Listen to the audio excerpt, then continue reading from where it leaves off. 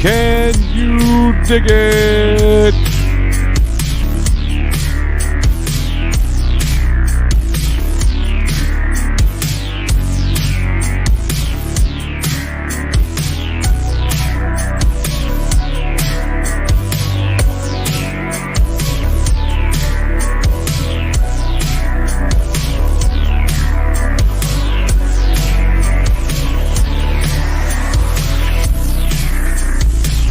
Where is Nick? Has anyone seen Nick? Must be a work call.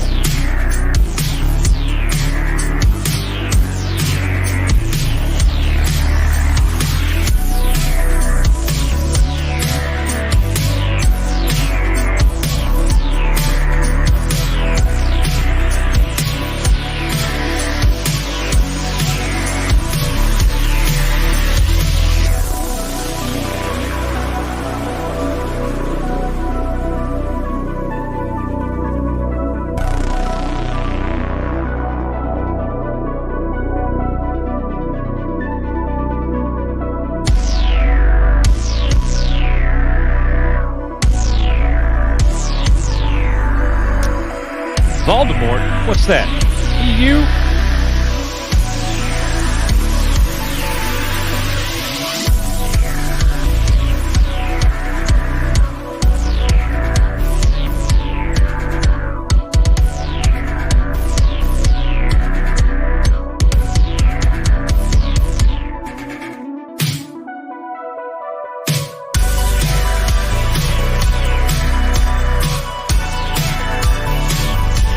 How you doing?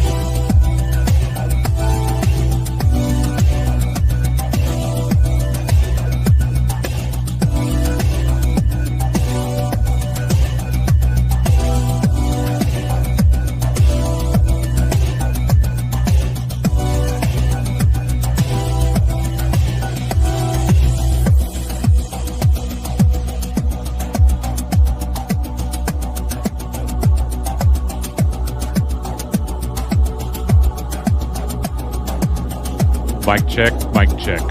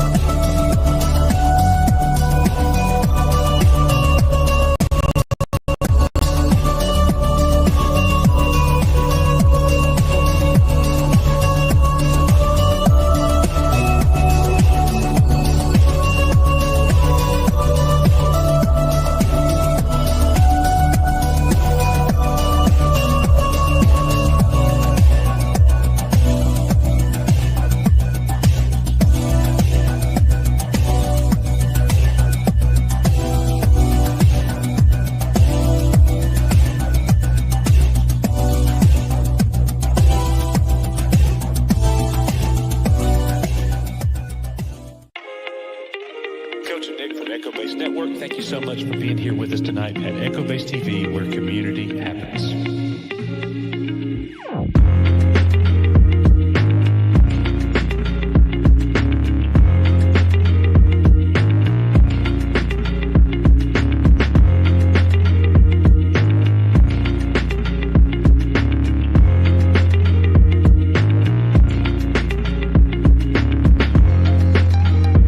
Where community happens.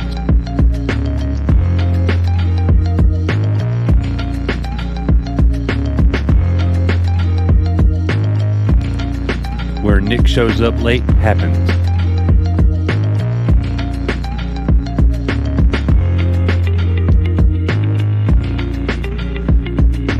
Where Coach and the DA rap the Humpty Dance happens.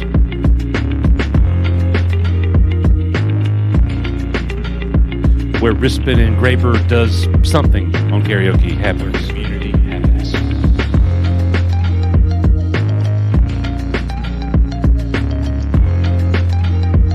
You know, this is a pretty good video. Just want to say that. Normally appreciate my work like this.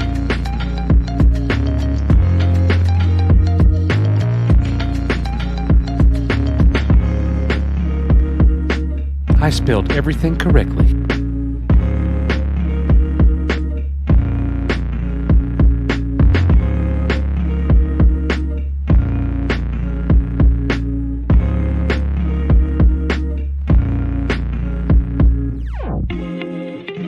Coach and Nick from Echo Base Network, thank you so much for being here with us tonight at Echo Base TV, where community happens.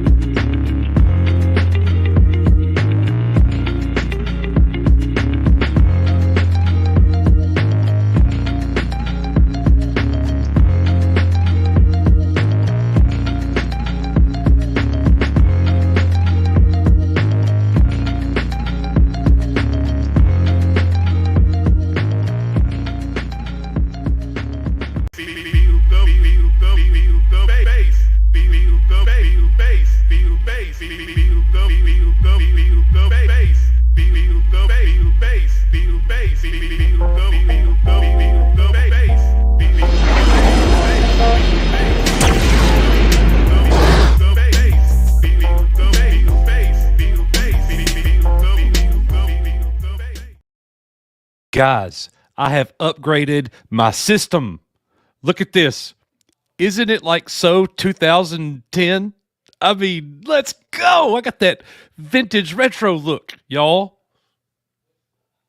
No, nobody's digging it. No, what are you laughing at back there? Hey, You know- whatever gets the job done. Whatever gets the job done, brother. It's not funny when a man loses his computer. It's like losing a part of ourselves, isn't it? Yeah. I come home and Nick, we're actually about to sit down and do a video. Finally. Turn the computer on? No. No. I'm still working on it. That was 3 days ago. Yeah. So, wow. Anyways, I am here with my daughter's MacBook. That's really old, by the way. But hey, it just goes to show you really don't need that much to just stream, right? If you want to do anything else, more is required. But just to stream, not so much. yeah. You never get to see the top of my display case. It's quite clear. This is the clearest it's ever been. Oh, my camera, my 4K camera that's not working right now, it blurs everything behind me, because of the lens that I got. Anyways, thank you guys for being here. I have no idea where Nick is at. It's standard Echo Base Network Thursday night live stream. I also do not know where the DA is at. But hey, maybe they'll show up. We're here. We're going to go through all of these things. And yeah, we got a great show planned. Now, once we get through the agenda, we are going to be having Grandmaster and Jedi Master member pop-ins. You will be able to join us. Many of you did the Icon convention with us. So you'll be able to come in and talk about that or anything else that we've got going on. Everybody, we want to just remind you all, thank you so much for being here. There are 4 ways to support us here on the channel. Obviously, EBN memberships is a big one. You can join us over on Patreon, where Nick and I get audiobooks, movies, shows, you name it, it's there. We got a great merch store with over 100 shirts now, and any and all super chats. We greatly appreciate the support of the channel. And the 5th one, and the most important, honestly, is just you being here. Thank you very much for being here. We appreciate that more than we could ever say. So, getting right into it. How you doing? How you doing, Risman? Welcome back home. We did okay for a couple of old dudes. I think we held our own at the convention, and then of course I came back home and had another hurricane to look forward to. But thankfully, where I'm located, the impacts were minimal. Obviously, not the same way for folks down Sarasota and Tampa and St. Pete Way. And I've seen Felix in the chat also say, he had a lot of rain and wind and power outage. So anyone who might be watching who was less fortunate from this most recent Hurricane Milton, thinking about you, hoping everything's all right. The Chipmunk and Kojak. I love it. I love it. Wait, which one am I? Well, the Chipmunk. Oh, it's funny, huh? Oh, yeah. Everybody's like, ah! Coach said, which one is that? Which one is he? Okay, anyways. Okay. So, hey, I got these windows on this little bitty screen. This is proving to be Let me do it. You're going to have to, bro. Let's hit some super chats that came in. First one is Scott West. Some of these came in before the stream started, by the way. Boom! So thank you all so Scott much. Westbrook with a $10 super chat. We got to hang out with Scott. He made me about kill myself. Like I about died from laughing. It was right after you and Graber finished your first terrible song on karaoke. I was going to say you have to be very specific on which one it was. Yeah. Your second one was pretty good, but your first one, ooh. It was not good. Ooh. It was not good at all. No, I mean, I loved it. Don't get me wrong. But no, it was for not all the good. wrong reasons. You love it for all the wrong reasons. Yeah, I want you to do it again, for sure. No, we should do a song together next time. I can do that. Yeah. As long as there's nobody in the place like it was this last. Oh, my goodness. Well, anyways, Scott, right after you finished the song, he goes, and thank you for, thank you for the super chat and watching this super chat video or something to that effect. And I about lost a lung from laughing, man. Like, oh my gosh, it was so funny. So, we're going to talk about Icon. My 2 favorite moments, watching you and Graber up there destroy that song. And then my second favorite moment was watching you and the DA after 1:00 in the morning attempt to transform Megatron. Yes. And you were very unhelpful. Oh, you got mad at me. Oh, yeah. You were you hit me in the head. Yeah. Very unhelpful. I was recording. It was so funny. It took y'all at least 45 minutes to transform the thing. It took exactly 30 minutes too long. Yeah. Which he's not an easy one to transform, I must say.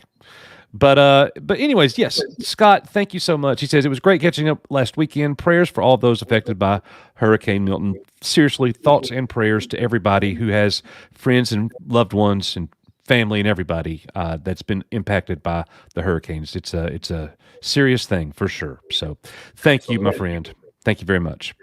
And we also have Sutton Creek Productions gifted 1 Echo-Based Network membership. So if you got that membership, please give Sutton Creek Productions a big thank you. And thank you, brother. We appreciate that very much. Welcome aboard to our new member. Graph Webb with a $2 super chat. Hashtag cancel Disney Plus. Every day, sir. Every day. What a shocking super chat. That's not what a shocking. Yeah. It's not EBN without that. Thanks, He's very consistent. I find him on the several other streams. He's consistent everywhere. Doing the same thing. Yes. I want to meet Graf Webb. I really do. I hope he can come to Icon next year. Hope so. Matt Cave, speaking of somebody else I want to hang out with, the Matt Cave, one of the best retro gaming channels in the world. You must go and subscribe. Now, all we need is a little energon and a lot of luck. We are, you are, EBN. Obviously, that was an Optimus Prime quote. Look, very happy at Icon. Matt Cave will appreciate that. And you Transformer fans, I was able to pick up. Look, I was going up to my main camera. Oh, I'm such a creature habit. A Generation 1 mint in box Jazz. And I love him. And I just bought a new display case. Yeah. It will go right here. You're going to be all displayed up. I'm going to have one on both sides. And I have 66 new complete G.I. Joes to go in the new case. About 15 Thundercats, Generation 1 Jazz, and a complete Superion that I also got. Very happy. Beautiful. Very happy. That Superion was in almost perfect condition. He is superior on. Yeah. See what I did there? See? I did. I got it. Whatever. Matt Cave, oh my gosh. Gifted 10 Echo Base Network memberships. Bro, thank you, man. Appreciate that very much. Welcome aboard to all 10 of the new members. Please give Matt Cave a thank you. Even more than that, go subscribe to his channel.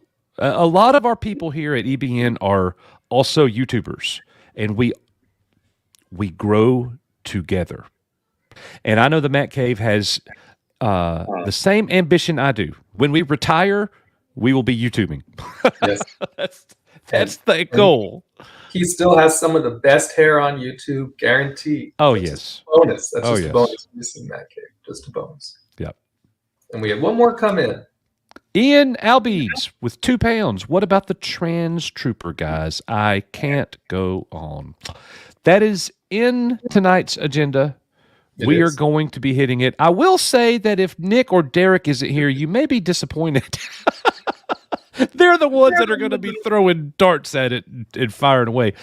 But, we will we will definitely hit that and talk about it. Yes, sir.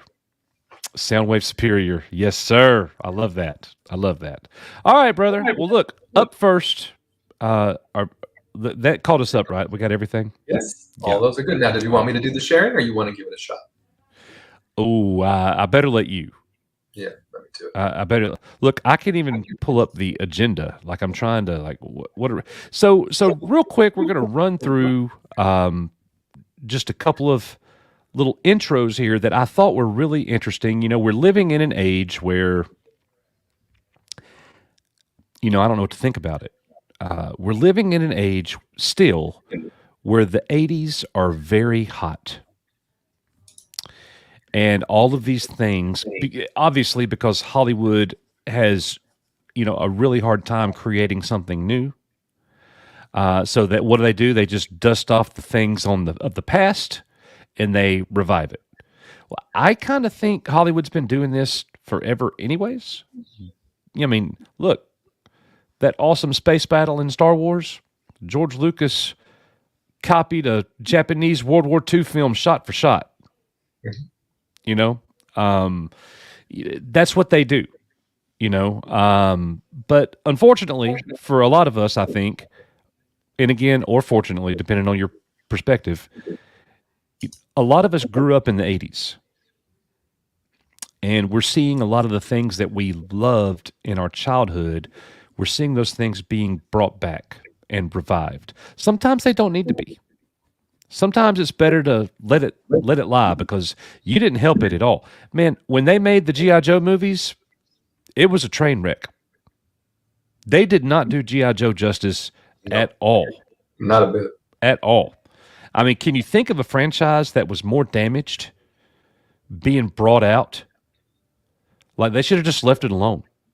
And I'm still not sure they can do it. So anyways, that leads us tonight to the first thing, one that we know A lot of us went and saw Alien Romulus, and it is now going to be available for home video, and streaming on October 15th. You'll be able to get it in 4K, Blu-ray, and DVD on December the 3rd. So you could stream it at home on October 15th, and the 4K, Blu-ray, and DVD set comes out on December 3rd. A lot of physical media people, they'll like that. Obviously, it's going to have features, and Ridley Scott interview, and things like that. So if that is your kind of thing, then definitely go and check that out. But the whole conversation, we're not done yet. I have been saying this for I don't even know how many years, Risman. It doesn't surprise me that they're doing this. I am intrigued, but guys, they are making a Voltron movie. Yeah. And this is relatively new information, and there's not a lot out there, but it just hit today. And we don't know what the role is, but Henry Cavill has been cast for the movie. And I can't remember the guy's name. His last name was like Toy. He's one of Daniel Quinn Toy. Yes. T-Y-P. They're both in leading roles. Which characters and what the story is in the roles, not sure. But Daniel Toy was announced first, and just today, Henry Cavill has been announced. So I would have to imagine that Henry Cavill is going to be Keith. Mm-hmm. And the young guy that's the younger friend of Tom Holland, the guy that you're talking about, yep, he will probably be Pidge. I'm just guessing. I don't know how accurate they're going to go. We don't know a whole lot of details yet. Keith is the lead of the space explorers. But this is a very, I don't know how well this whole thing about Voltron I don't know how good it's going to be as a movie on the big screen in live action. Yep. I love Voltron. It's in my top 5 cartoons shows of all time. I could watch Voltron any day. Okay, grew up playing with the toys. I've had the toys as an adult. I'm currently looking for the toys now. Anyways, I don't know how well this can hold up. The thing about Voltron is, Matt, if they get it right, it could last for several years. Mm-hmm. There can be a trilogy. There can be 2, 3, 4 movies if they get it right. The tricky thing is about Voltron, and this isn't like true 100%, but it was kind of like it was a well-known fact, especially the first half of the series run. The 5 space explorers are going to be in their lion bots, and they're going to be getting wrecked by a Robeast. Yep. And then they're going to form Voltron, and they're still going to be getting wrecked until they form the Blazing Sword. And once they do the Blazing Sword, it's over. He just won. One slice, cut in half. The fight's over. Roll credits. That's pretty much how Voltron went. Now, I still love it. So how are you going to make that a movie? Well, and what on this point, I hope the whole movie isn't them figuring out, stitching it all together, figuring out how to get the line, how to get inside, how to form Voltron, and then it ends with getting this. You know what I mean? If they really try and drag it out, and we get a 2-hour movie with 10 minutes of Voltron, you know what I mean? I don't know what the point is. And I am a little nervous for that. And also it's Amazon. Of course, Amazon owns MGM now. So whatever you want to call it, it's still Amazon. So their track record's all over the place. This is true. In what they've been able to put out and how it has or hasn't respected source material and has or hasn't been very set in with present day tropes, right? So the whole thing is just a little nerve-wracking. And now you put Henry Cavill and attach Henry Cavill to it, and I have a little bit of a glimmer of hope, right? Or a little bit more hope that his entrance into the role means some respect for the source material, but you just never know. Well, I guess a positive is that Amazon will dump loads of money into it. Hopefully. But does that mean it's going to be good? And we need it. Look, I mean, it goes without saying, we need it to be as close to the original, American release. Now, the Japanese release, it was way more graphic. I mean, way more graphic. I believe it was Lance. I want to say it was Lance in season 1, like after just a couple of episodes. All of a sudden, he just vanishes. You never see Lance again. He's gone. Do you know why that is? Because in the original Japanese cartoon, that, a lot of people don't know that Voltron here in America, it was dubbed. Yeah. It was a Japanese animated cartoon. So they got it, they dubbed it, they cut out some of the horrific parts. Lance was eaten by cannibals. Oh. On screen. I hope that they don't go that way.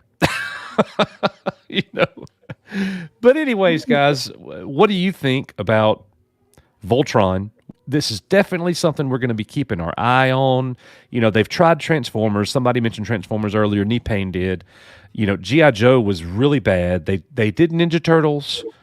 I am nervous about two that I've always been like, I don't know how that's going to go.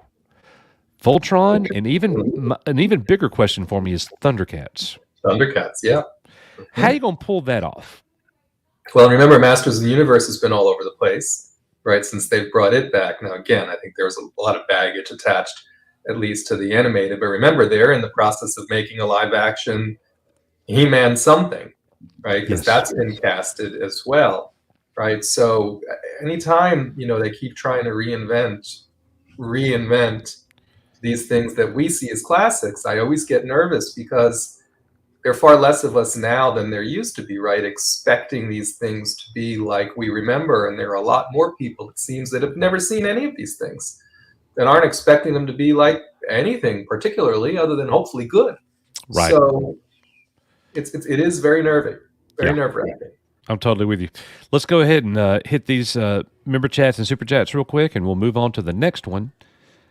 Let's see. We've got Felix Kiros, the great Jedi lightsaber trainer, master extraordinaire, and moderator here at the channel, longtime member and friend.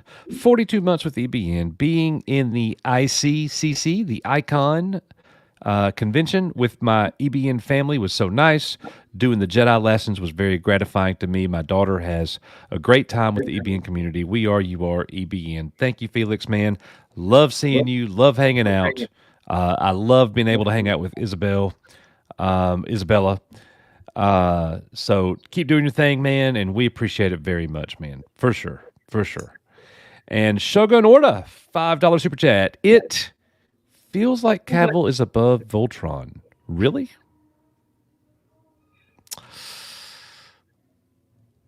I mean, I agree with that unless they make a great movie. You know what I mean?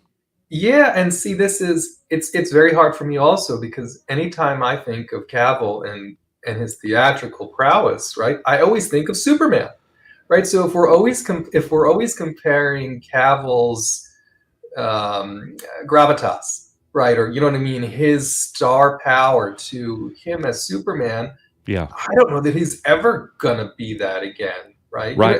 So it's hard for me. Yeah. Yep. I'm totally with you. Let's see. We got another. Let's see. Brandon, the anime guy, has rejoined his Echo Base Network family. Welcome back, brother. Good to see you. And Mattuine, hashtag, where's Nick? That's the question. That's the question.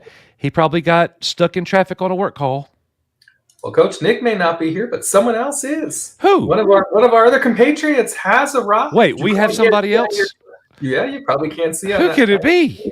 But he's here. Let's bring him in, ladies and gentlemen. Oh, are you wanting me to? Are we playing it, or are we just? Oh, yeah. Well, nope. Hold up. Let's do it. Let's do it the right way. I had to click her. I was like, wait, let me click.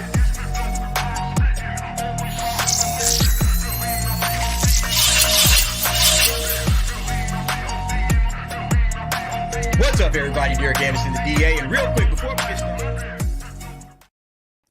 All right, now we got it. That's better. I would make my best intro for somebody else. Yeah, exactly. Oh, man. How you guys doing tonight, man? Doing good. How are you doing? How's your week been?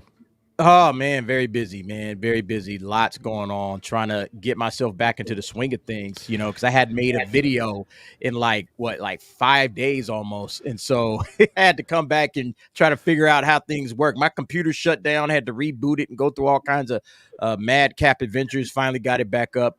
But yeah, had a fun week, man. So far. And I can't stay long because I actually got to go and check out Terrifier 3 in about half an hour. Yeah, so I just wanted to spin through and say what's up. Hey, hi everybody, how y'all doing? Did it take you a few days to recover from all of the activity? Yeah, man. Yeah. My legs were sore, man. My legs were sore. Even flying back on the flight, I just couldn't get comfortable in my chair because my legs were so like just felt like they were cramping up, Yeah. But that's what happens when you don't do a lot of walking and then you try to walk everywhere and stand on your feet for 4 straight days. So, that's what I get. And with lots of drinks. And with lots of alcohol. The alcohol absolutely don't help matters whatsoever. No. Yeah. Look, I was like, it's my one time a year to get out. So, I let loose for sure. Yep. All right. Well, our other guest co-host is here. You're wrong for that. Hold on. Let me find it. Look, I can't find. I'm sorry. I don't know what you're looking for. Here. This is the intro right here. Echo Base Network. Don't come on the show and act like you're like, you can be nice to Santa, that's cool, but don't go and try to do hit pieces on me and Megan and then show up like it's all cool. You're kind of a dick, all right? Anyways, hell yeah.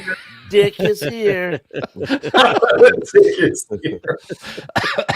So you guys, Nick. you guys like my new setup? It's very 2010.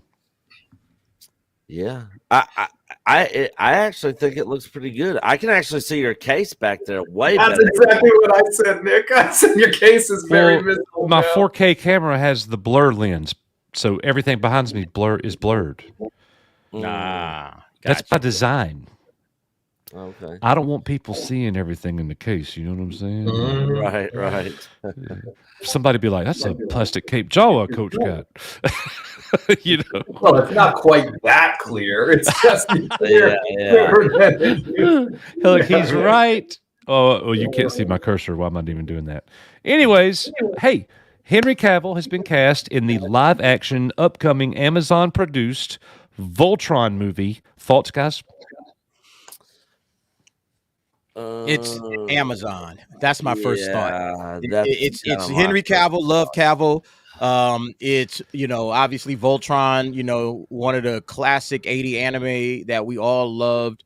I did a video a little bit ago, and I was talking about this. Like, if you talk about the stuff we wanted to see turned into a live action, talking about the cartoons, it's He-Man, it's Transformers, G.I. Joe, Thundercats, like that's the main ones. And then when you're looking at anime, it was Star Blazers, it was Robotech, and then it was Voltron. So, those are the big heavy hitters from the 80s that if these joints get a live action adaptation, I'm all the way in, Right. And they've been hit and miss. Transformers, kind of hit and miss, with the live action. We haven't gotten a Thundercats. They did the He-Man with Dolph Lundgren back in the exactly. It didn't really work out too well. Well, and then the live action GI Joes haven't worked. So they've been like they haven't really done the job. So I'm nervous, but I know that if Cavill is in it, and if I see Cavill walk off the set and say I'm out of here, I know it's trash.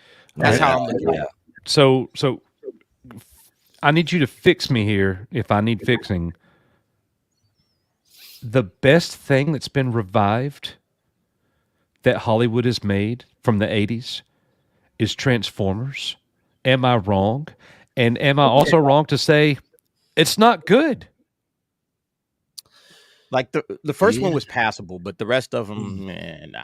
Yeah. So they didn't do that franchise justice. Bumblebee was pretty good. I like Bumblebee. Bumblebee was really good. I didn't dislike Rise of the Beasts. I mean, it was okay. Some of them are better than others, but on the whole, definitely could have been better. I think both of those movies are superior to the first 3 Bay films. Well, Bay's gonna Bay, right? I mean, that's didn't help matters. I think didn't help matters. No.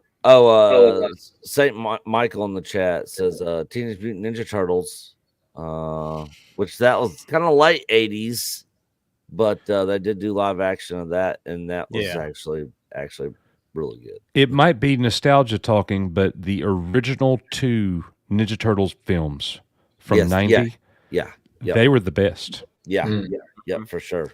Yeah, they're better than anything that Hollywood's done now. That's bringing the 80s back. Those films are better to me.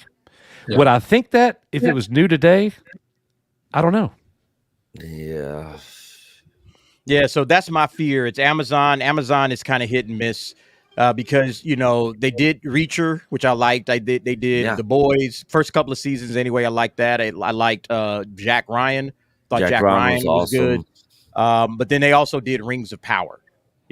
So you got to take, Amazon's kind of 50-50. It's like, okay, what Amazon producer is going to show up and be a part of this? And are they going to do the job? That's the question. So if they get the right people behind it, but like I said, if I see Henry Cavill say, hey, you know what? Creative differences, I'm out. I already know it's garbage. All right. Henry Cavill is king of the nerds and we trust him. So just run everything through Henry Cavill. Because look, Voltron is huge. This is huge. This is big time. And if they get this thing right, this thing could possibly be a $1 billion movie. Yeah. Because I know all the nerds are going to show up and we're all going to watch this thing multiple times. You know? This is could be something on an epic scale like a Dune. Could be. We're so far away from that right now, though, it's hard to even fathom that. You know what I mean? The other thing, too, guys, is if they do Voltron well, Japan would love it. Right. Yeah. And you're talking about a series. They'd probably do multiple films. There's so much you could do with it, and like I said, they just got to make sure they get it right. They can't screw it up. They can't do what they've done with some of the other properties. Like I said, The Boys kind of went off the rails after the first couple of seasons. And then you had, I think, Wheel of Time. I'm not a Wheel of Time fan, but I've heard that they didn't do that one justice. And then Rings of Power as well. They just got to get it right.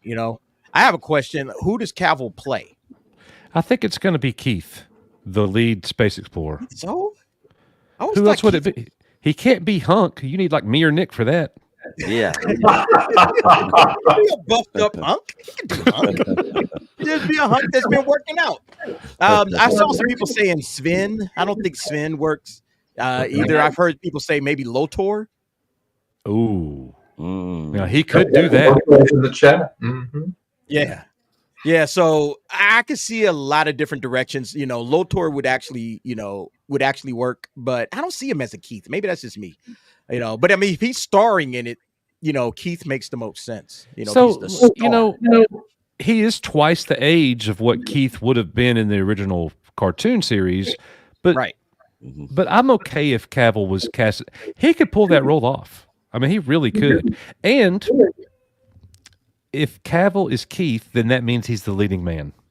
Right. Yeah, that's my point. Yeah, that he could play Keith because You know, you need Cavill. If you need his star power to lead this, I don't see. That's what I'm saying. Like, I don't see him playing Lotor because that wouldn't. Where's my Waffle House? No pancakes. Man, Waffle House No gave me pancakes at Waffle House. No the pancakes. bubble guts, man. Waffle House gave me the Waffle bubble House guts. got you. You were excited when they brought it and you started eating, though. You were liking It was good. It tasted good, but yeah. It kind of my California stomach wasn't ready for that. DA man. had never been to Waffle House, so we went. Never, man. Yep.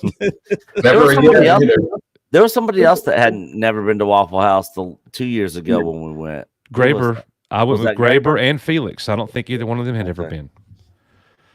Yeah, we need to get which hell the knee pain in the chat. We need to get him back on stream sometime. But Hey, get him on here. Send. I don't have my stuff. I don't have my computer. Yeah. Let me. Knee pain DA's leaving us in 20 minutes. Come on and join us now.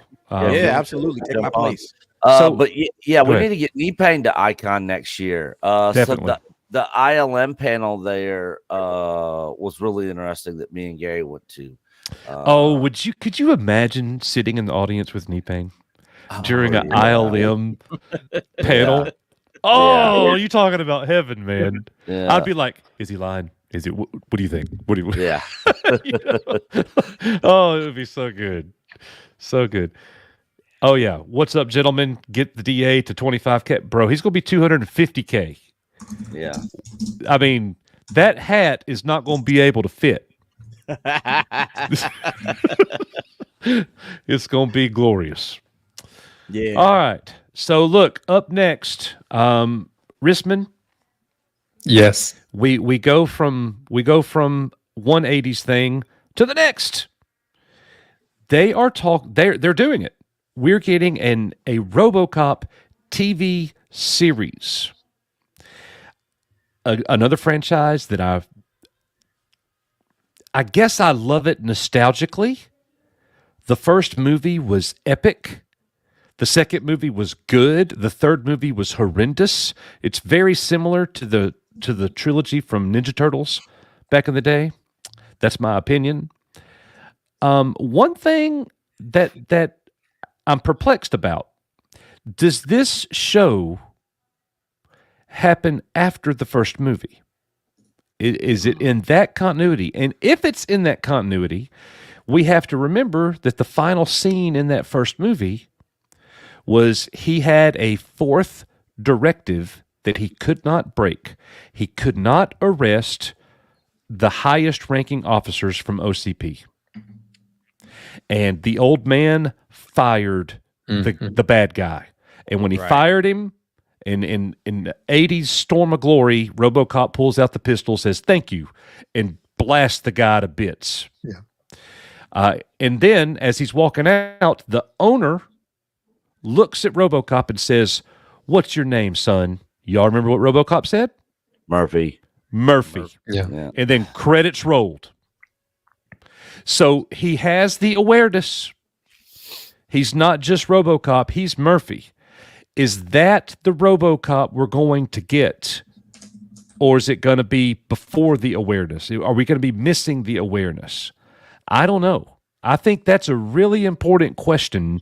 And which one do you think we need, guys? Yeah. So we talked about this on Mr. H, and I actually never even thought about that spin on it. That it could be Y'all talked about what I Murphy. just said? Yes. Well, we Wow. talked about the RoboCop show, not this take on it. Though. Okay, I got you. We were sitting there going, Murphy, like it's not even gonna have RoboCop in it. It's gonna be like before he got shot up, like a prequel thing. I was like, no, nobody really cares about that. Like we want to see RoboCop, you know. Sure. So I wouldn't mind if we got a combination of the two, like we got flashbacks of some early year stuff with him.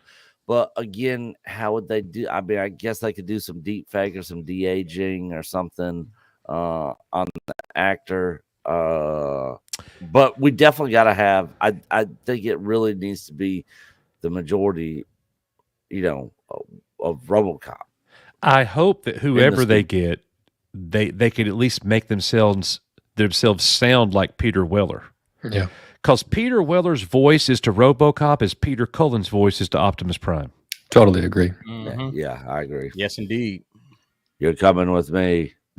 Dead or alive, Dead or you're coming with alive. me. Yeah. Yeah, that's a great film right there. DA, thoughts? You know, in spite of my joy of seeing Voltron getting remade or adapted to live action, I guess maybe because I haven't seen it in live action, I don't know how I feel about RoboCop constantly getting rebooted, reimagined. Now we're going to get a TV show. I don't know. I mean, again, James Wan I see is producing it, so I do have a lot of confidence in James Wan. I'm good with that. Outside of that, I'm like, it's more of a wait and see for me, because they've done RoboCop again and they've screwed it up again. So Yeah. I would rather see them do new things instead of go back to the 80s to find their storylines, But yeah, like at the same time, I'm excited about Voltron because of Henry Cavill's involvement and, because I've been wanting to see a live action Voltron my entire life. So, it's kind of 6 in one, half a dozen in the other with some of these remakes, but I'm not ecstatic about this. It's more wait and see, but I do like the fact that James Wan's attached. Because with James Wan, I do think that he, usually, brings out the best of whatever project he has. Right. All right. Yeah, I'm the same way. James Wan, good. Another Amazon project to be determined, right? Because their track record is just so all over the place. Yeah. And again, I hope this wouldn't be the thing that would ruin James Wan's career, but nowadays it doesn't take much, right? It doesn't take much for it to go off the rails. So. Yeah. Good point, guys. Good point. Well, Rispin, if you don't mind, let's hit these member chats and super chats real quick, and we'll keep on rolling, everybody. By the way, thank you all for being here. We love it. Got a great Thursday night show. Nick is live tomorrow with the EBN cast at 2:00 p.m. Central Standard Time. Our brother down here, the DA, who is also a rap star, we found out, he will be live Saturday night at 7:00 p.m. Central Standard Sunday Time. nights. I did change it. Oh, you changed it to Sunday nights. Okay. Yeah, we're streaming live after the Penguin. So the DA's office is going to be after the Penguin goes off. Then we'll go on and we'll talk about the Penguin along Nick, with some other stuff. We're back to Saturdays, baby. Yeah. Oh wait, all of a sudden we're not back to Saturdays. Hey, we could do some occasional. I wouldn't mind doing some occasional. Yeah, like this. The only reason we have it sometimes is because he's streaming. Yeah. I mean, guys, I'm losing that spot because I need to, like, Saturday. I'm starting to figure out is a good day to do some other stuff. So that's why we stopped doing Saturdays. That's why y'all because that's like our only day off. Yeah. So maybe Saturday's just open ended. Yeah. Just for everybody. Just 7:00. Rispin's doing a solo stream here at EBN. Yeah. Maybe Saturday will be our. Maybe Saturday could be our ICCC con kind of review stream. Recap. Just do like an hour recap stream Saturday night for like an hour. The only problem is that I can't commit to it. Yeah, no, this Saturday I'm out. I mean, I can't either. But we're gonna go through all that tonight too. And you and I need to make a video, but I need a computer. Yeah. Well, we need to go through it when Derek's here. Well, because there's no icon without Derek. Well, I'm just saying, so we don't want to go through it and then do another one later and talk about the same stuff, when Derek can be on here and talk about it. Sure. But Risman was at Icon too. We can't do. We got to. Yeah. But Risman's pretty much always available for the most part. Are y'all saying Risman don't have a life? What are y'all talking about, man? Oh no. He stays quite busy. Yeah, he stays very busy. Oh, okay. But when he does way more than I do. I'm the one with no life. If anybody here has this guy. Okay. But I know that when me and the DA went to go do karaoke, one of the four of us thought it was going to be bad. This guy, right? And did you run the video already? Bro, I don't have a computer. I can show it because it's on Ted's channel. Yeah, Ted put it up on his channel. Oh yeah. I wish we had that first song. I wish we had that first song that Risman and John did. I surely wish you didn't. I've got it He on didn't. my phone. Nobody recorded it. I've got. Somebody did. I just Somebody need a computer, recorded and then it's on. It is on. You want me to start hitting these, or? Yeah, let's hit them while Nick's doing this. All right. So Donna Hergenrith, whoa, man, so many gifted memberships. Thank you, Donna. Donna is one of our members here, close friends. She and Matt Tween got everybody. I think we ordered 400 hot wings, and Never seen that many one chicken of wings. them were like Hella hot. hotter Hella than hot. hell, and we'll send you there. Yeah. Flavor. I had 4 of them. Yeah, I had 2. I had none. Yeah, I don't know why one. people I were think I had jumping me. 2 They as were well. like, "Coach, you want to try a hot one?" I'm like, "I ate 2." They're like, "No, you didn't." Like, people just think I'm a wuss by default. Like, Well, it's because the Bahama Mamas 2 years ago. oh, He didn't have one Bahama And the Mama Michelob this time. Ultras this year. so I'm not sure that's better. But you didn't have any Bahama somebody Mama. got me a Bahama Mama, and I pushed it away. You didn't drink it? Oh, you didn't even drink one? Mm-mm. Nope. Not one. Wow. Okay. No. So who drank the Bahama Mama? I told everybody, do I not buy me forget. a Bahama Mama. I'm not drinking it. I'm drinking burr. All right. Yeah. Anyways, And then you drank. Never mind. shut up.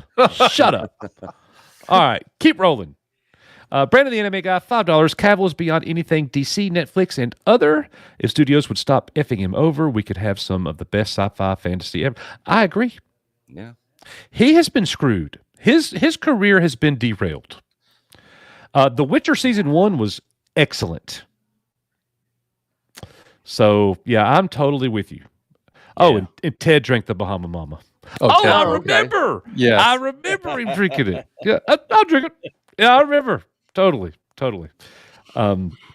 We got Knee Pain is joining us. He is in the back patiently waiting. Let's hit the rest of these. Scott Edwards, $4.99. Did y'all like Deadpool and Wolverine? Y'all like X-23 and Jennifer Garner's Elektra and Wesley Snipes' Blade as characters? I'm hoping they'll return. I don't think Coach has seen it yet. Have you? I've got it, but I have not watched it. All right. I went to So- Icon. I didn't have a chance. you know? So I liked it. I liked seeing X-23, Elektra, Blade, the could have been, would have been, Gambit, even though his face looked kind of fat. Johnny Storm, who's dead now. I mean, I guess they're all dead now. But yeah, it was cool seeing all them back in there. I mean, I wouldn't mind, if they brought them back into their own universes and did another movie, sort of like the Spider-Man 4 news that's going around right now is that Tobey Maguire and Andrew Garfield might be coming back.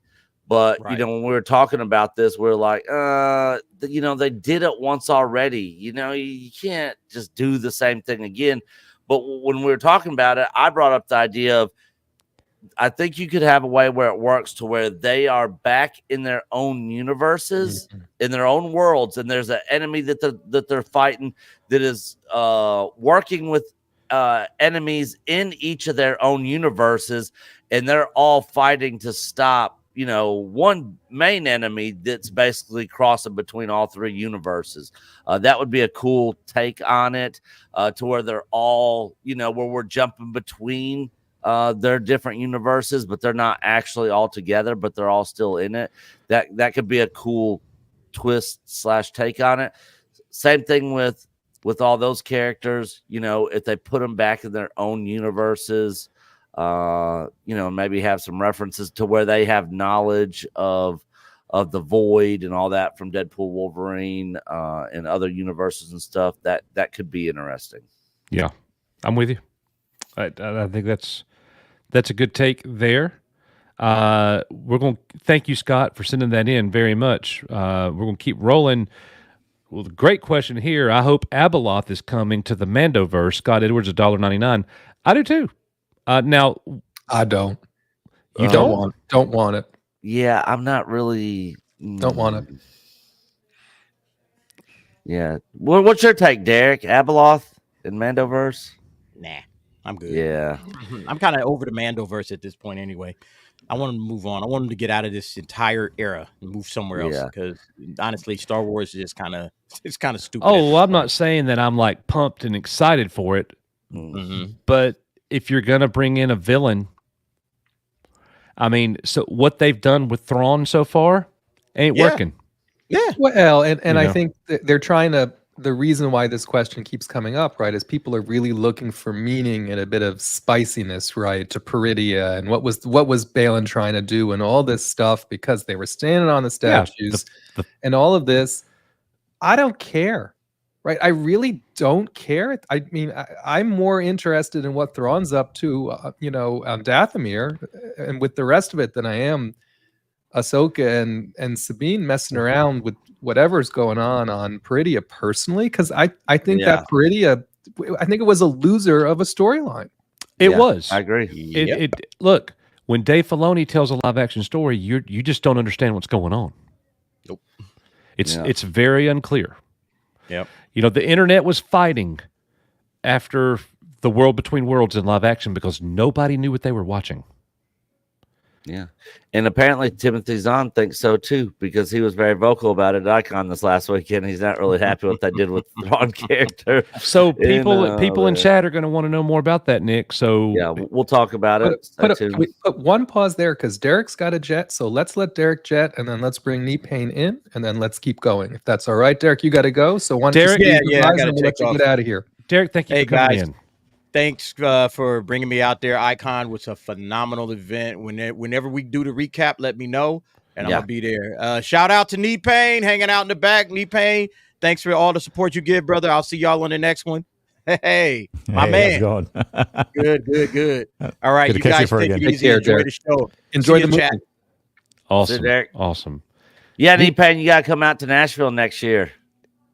I know.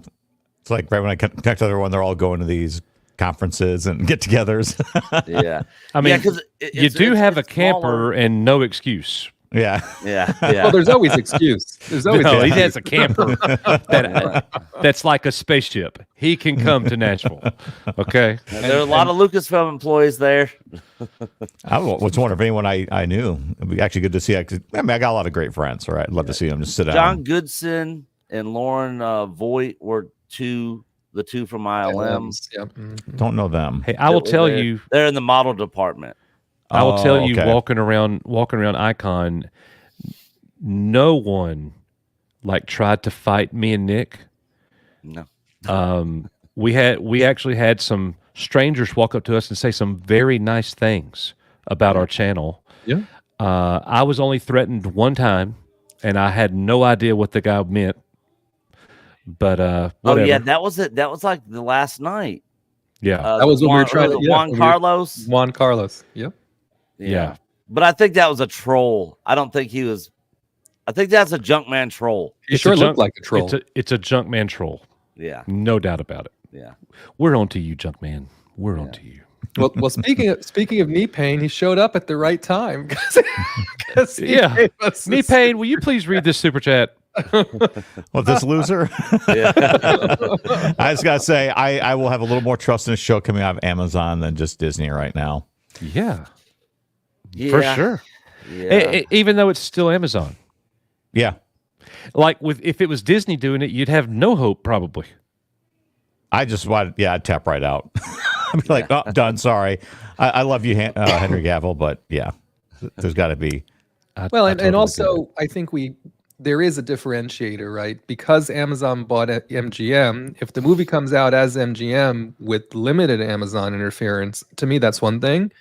Versus the Robocop series coming out on Amazon, probably produced by Amazon. You know what I mean? I think there may be a slight difference there in oversight and how everything comes to pass. Or I could just be reaching and hoping that's the case.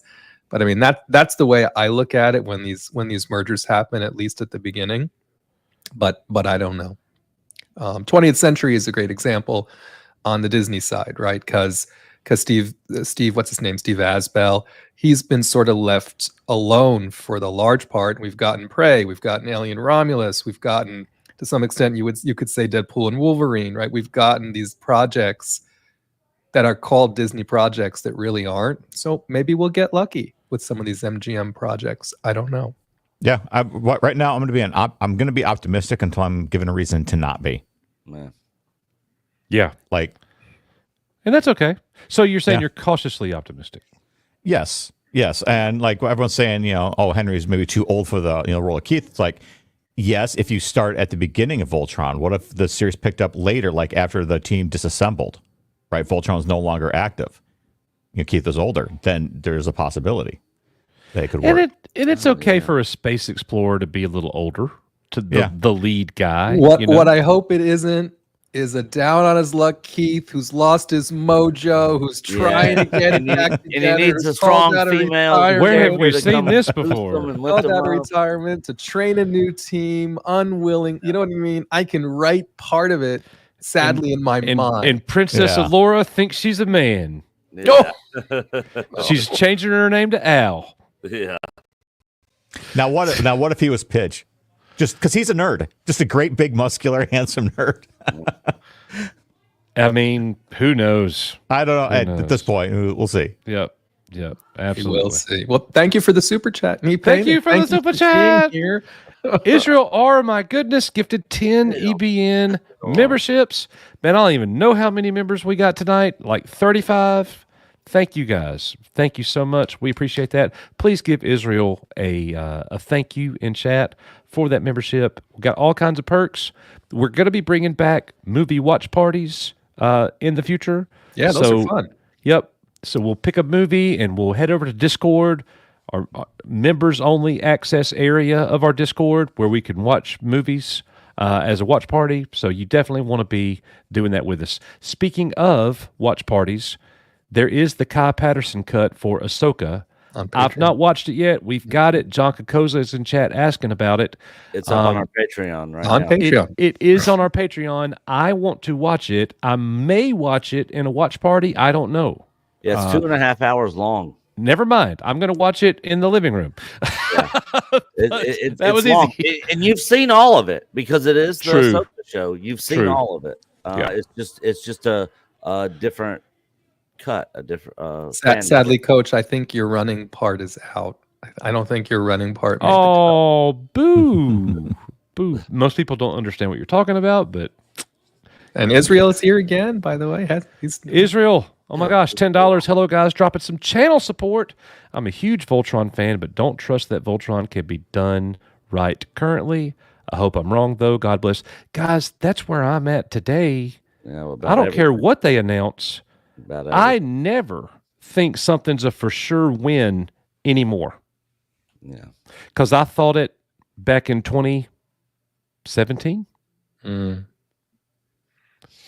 Nick, has it been that long? Yeah, since The Last Jedi. It's been 7 years. That movie damaged me so bad. I never walk into a movie going, "This is going to be great." Yep. Speaking of knee pain, probably like this, but I was having a conversation with Tim Rose. The day Admiral Akbar, ladies and gentlemen. Admiral Akbar, who was in Rogue. He played something like Mon Calamari in Rogue One. Of course, Admiral Akbar in Return of the Jedi and The Last Jedi. And he gave me this picture of the last day of shooting on The Last Jedi. And he said, you can have it because nobody buys these. And I said, yeah, that's because those movies suck. And he was like, yep. That's great. Yeah, that is great. Awesome. Yeah. Hey, he don't mess around. He'll say what needs to be said. Yeah, but he won't go too hard because he literally, his exact words were, I wish I could tell you what I really want to say, but I don't want Disney to come take my house. Yeah. But they will be in his memoirs after he passes away. So a lot of that stuff that he can't say right now will come out eventually after he can you imagine? Away. I'll tell you what, with the former cast members coming out, not just Gina, even the people from Acolyte, they're saying some. Yeah, they're going hard on Disney. Oh yeah, they're going hard. So but it's like the other way. Yeah, from the other side. That's How dare you not silence the fans? Yeah. How dare you not speak up against them, and all their toxic behavior, because our show was excellent and Because everybody should love it. The only people that hated it were white people. Yeah. That's what Jodie Turner-Smith basically said. Yeah. Is and obes and all that sort of nonsense, garbage talk. They don't sit there and yell and scream at the writers or Leslie Headland, the director, the showrunner, producer. It's always our fault. It's always our fault that the show fails. But for some reason, we can't get any. We have all this power, but yet we can't get anything we want made. So, which is weird. If we have all this power, why aren't they making the stuff we want that we've been calling for since after The Force Awakens, Last Jedi came out? No, they're just going to do what they want to do. They don't really care what any of us have to say, obviously. But did you hear, Neepan, when you were there, did you guys listen or hear a lot of what was being said online? Back then, no. Okay. I didn't think so. Yeah, I think it was different. It was definitely a different atmosphere back then. Like, I knew there was a couple bloggers, right? That was back when it was bloggers, not YouTubers. Yeah. And like, there was one or two that were big ones that always had information. So they'd kind of like, we think they probably hang out, maybe at restaurants, because you would get crew members would go down to like the nearby bars or restaurants and be very loud about what they were working on. Sometimes they always had to remind people to not say stuff. So, like they knew about it, they talked about it, and they're just kind of like, I don't know, we get this information, but also too, just kind of like, whatever, we ignore them. Like, so they kind of would watch, but also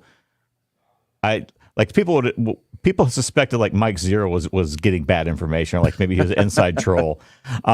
I just think Mike Zero, I will say I think Mike Zero is just a comedian, just having the time of his life. Yeah.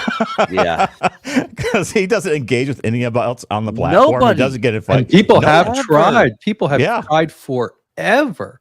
I would actually just love to talk to him about not like his process, like his workflow, because he puts out so much so quickly, and the writing. I was like, I think they don't have the staff. They wouldn't put in that kind of time. So there's probably some misinformation, right? But honestly, I don't think they're really investing that much time into it. Yeah, I actually, me and Gary Ambrosia, who is over on Doomcock stream on Wednesday nights, who was also there, we actually had a conversation with Rockstar Games GTA 6 developer that was there, and he was telling us a little bit of insight on GTA 6 and how I guess apparently they're gonna have at the strip clubs, you're gonna be able to make it rain money on the strippers and all this other stuff. And he said some of the stuff they're doing is gonna like blow people's minds, but there has been some backlash from the trailer. I asked him about that. I was like, there's a lot of backlash from the trailer. People think you guys are going woke, all this sort of stuff. He's like, we don't listen to none of that noise. We're doing our thing. This game is going to be awesome. Which, he's involved in the project. So, of course, he's not going to be like, oh, God, it's going to be trash, So it's going to be interesting to see how that game is. There's definitely just taken with the, biggest grain of salt possible. Like, now on the outside, and me and you all, I pop into quietly random streams from other tubers that maybe don't see eye to eye with you all. And it's kind of interesting to listen to them all talk about, like, how much better they would be at editing, or like, oh, these people don't know story. We understand story. And if I got in a debate with them, I'd burn them, tear them pieces. And they know so much. And I listened to them talk, and I was like, this is why people who actually work in the industry don't engage with people like you, because it's like the armchair, referee. Yeah. Right. Yeah. It's easy to sit there and be like, yep, I could have done this movie so much better. And like, really?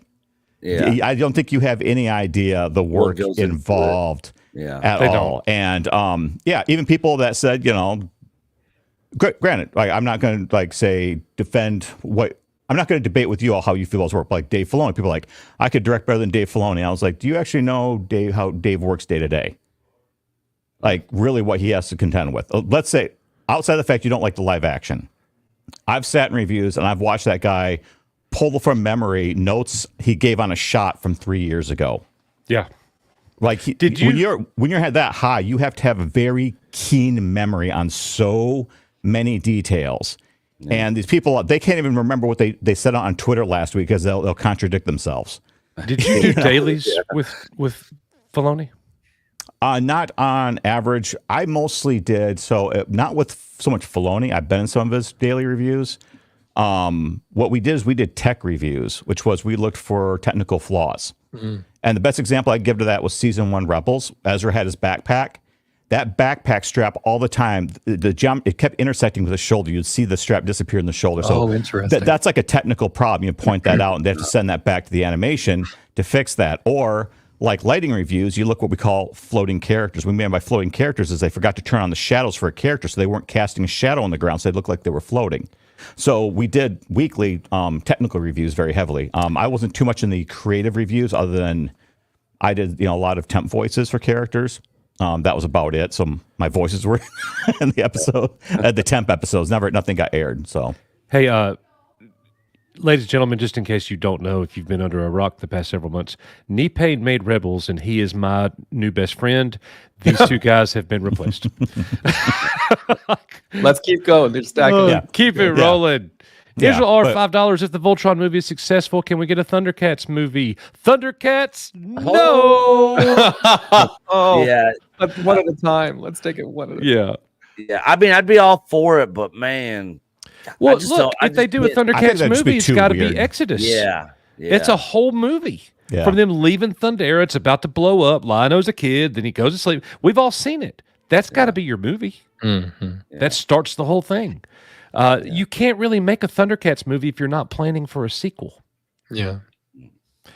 And you need some more big bads besides Slythe, Mumra, Jackalman, and Monkeyan. Yeah. They but you got to have them in there because the Dolph Lundgren He-Man, like everybody's like, who are these bad guys? Exactly. Well, Skeletor was there, but who are these? All these other people? And Evil Lynn was there. Yeah, Evil Lynn. She was the one that but some of the other ones, Beastman, he was there, but not. It just wasn't good, man. Yeah, no, it just wasn't good, and they looked weird. It was bad. You talking about things that didn't age well? I could say like Willow did not age well. It didn't. Willow looks like Casablanca compared to the Dolph Lundgren He-Man movie. It's awful. Oh yeah. I can't watch it. With Courtney Cox when she was very young. I can't watch it. Yeah. I cannot watch it. Anyways, Avenger, member for 44 months. Rumors are saying Sean Bean may be recast as Balin Skull, replacing the late Ray Stevenson he's doing the voice work in the next Tales of the Jedi animation. Huh. By the way, I think that's unconfirmed, right? I don't know that there is another Tales of the Jedi animation. He says it's, I got you. So all of it's a rumor then. Yeah. But look, Balin can't go away. They got to do something. Yeah. I don't see I don't see Michael or Sean Bean. Well, I don't know. He might be able to do it. I don't know. I don't know. We'll just wait and see what they do. Yeah. I don't know. That's very interesting. Venger, thank you for sharing that. Keep it rolling. Veritech 2000, per their own canon, the Disney New Republic was demilitarizing between Return of the Jedi and The Force Awakens. How the freak did Thrawn return during demilitarizing? That would make it easier to return, would it not? In a way, yeah. But they weren't really using. I mean, they used. They're like, there's no threat here. Yeah, they used that one ship that they had with the big, huge ring, and then Ahsoka used the whales, and then they used that same ring ship, to get back. Well, he's going to hook up with Paleon at some point, right? We know Paleon is out there because of the whole Shadow Councils and the Gideon. So it's Thrawn. Some amount of Thrawn's fleet exists, but I think Veritech's point is it a very interesting conflict depending on how much they've demilitarized, who would be left to fight him, all this kind of stuff. I don't know. And why would they demilitarize? Like that was a Mon Mothma thing, right? Yeah, like stupid. It's stupid. Yeah, it's so dumb. It's like, look, we need to, there's remnants out there. You got pirate. This whole like let's get rid of all our weapons now that the Empire's defeated, so we can easily be taken back over later and have to do this all over again. Like what? Yeah. Now the good thing is we're still quite a bit away from The Force Awakens now from a number of years standpoint. So I'm sure they could still plan it as the demilitarized was just starting. Because remember, we've already seen in Mando season 3, they were still dismantling Star Destroyers, for goodness sake, right? So they couldn't have, at this point, they're probably they're going to show us why that starts probably. And so they'll weave that in. But thankfully, when we've seen Thrawn come back now, there's still quite a bit to go before The Force Awakens. So that might help some. All right. Very good. Thank you, Veritech. Keep it rolling. The Real Super Shadow, Knee Pain Live. Wahoo! The man is live. He is indeed. And parody account, Moakalite will return. I'll have you know I wasn't following Anna, that Star Wars girl, at LA Comic Con. My mobility scooter broke down right behind her. It's pure coincidence, I swear. Yeah, she was there. There was a lot of people at LA Comic Con this weekend. I didn't even realize that was going on.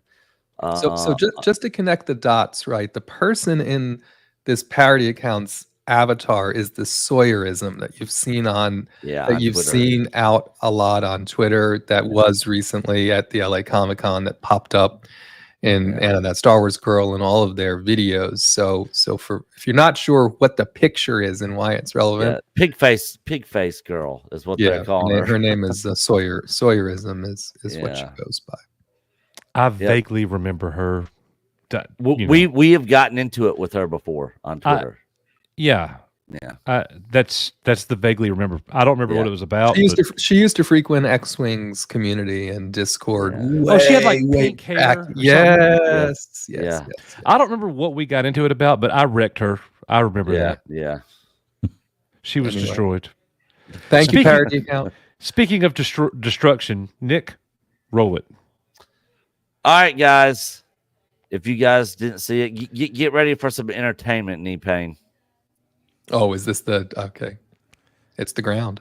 Down by the underground. I drink about a Hennessy you got on your shelf, so just let me hit myself. My name is Humpty, pronounced with the Humpty. Oh, ladies, oh, how I like the funky. That's John Graber's maniacal laugh. Please allow me to bump thee. Stepping tall, y'all. And just like Humpty Dumpty, you're gonna fall when the stereo's bumpy. I like the rhyme, I like my beats funky. I'm spunky, I like my oatmeal lumpy. I'm sick with this. Straight gangsta back. But sometimes I get ridiculous. I eat up all your crackers and your licorice. And yo, fat girl, come here. Are you ticklish? Yeah, I called you fat. Look at me, I'm skinny. And never stop me from getting busy. I'm a freak. Like a girl boom. I once got busy in the Burger King bathroom. I'm crazy. Allow me to amaze me. I say I'm ugly, but I just don't face me. I'm still getting the girls fans that even got my own band. Dance is your chance. Do the Humpty Hump. Do the Humpty Hump. Do the Humpty Hump. Do the Humpty Hump. I thought Coach was going to be the chorus man. That's what the chat thinks too. Do the Humpty Hump. Do the Humpty Hump. People say, yo, Humpty, you're really funny looking. That's all right, because I get things cooking. Yeah, you're glad. You constantly try to compare me, but you can't get near me. I'm giving more, seeing on the floor beat. All the girls, they adore me. Oh, yes, ladies, I'm really being sincere, because in the 69, my Humpty nose will tickle your ribs, my nose is big. Still getting paid, I get laid by the ladies. You know I'm in charge. Both health living in my nose is large. I get stupid. Shoot an arrow like Cupid. I use words that don't mean nothing. Like Lupid. I sang it what you like. And if you missed it, I'm the one that said just grab them in the biscuit. Now you told you like to fight. Yeah, it's obvious. I also like to write. All you have to do is give Humpty a chance. Now I'm gonna do my dance. Humpty dance is your chance. Do the Humpty Hump. do the Humpty Hump. Do the Humpty Hump. Do the Humpty Hump. This was meant to be. You know what you're doing, we do it the Humpty Hump. Y'all do it, baby. Do the Humpty Hump. Isn't it just chorus? Do the Humpty Hump. No, there's the third verse. We did the third verse together. Oh yeah, that's right. Yeah, this is the arcade that we hung out at. Yeah, thankfully there was nobody there. It was a Thursday. Yeah, it was Thursday night. and yeah, it was. Yeah, there wasn't a whole bunch of people there, so we kind of had the whole place to ourselves. Crazy black funky. People say you look like if you have a whole crack on see. That's all right, because my body's in motion. Supposed to look like a fitter of promotion. This is my dance, y'all. Humpty Hump's my name. No two people overdoing the same. You got it down. When you feel it, be pain. Humping, funkin', jumping, dig around, shaking your rump with a little jump. Like a Yeah, and so almost everything in this place was free play. People commented on pinball and games. Almost all of them were free play. Look, There he is. There's Punk Matt clapping. Picture Haley's.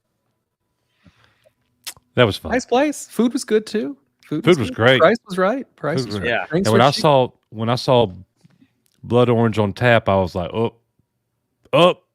Game.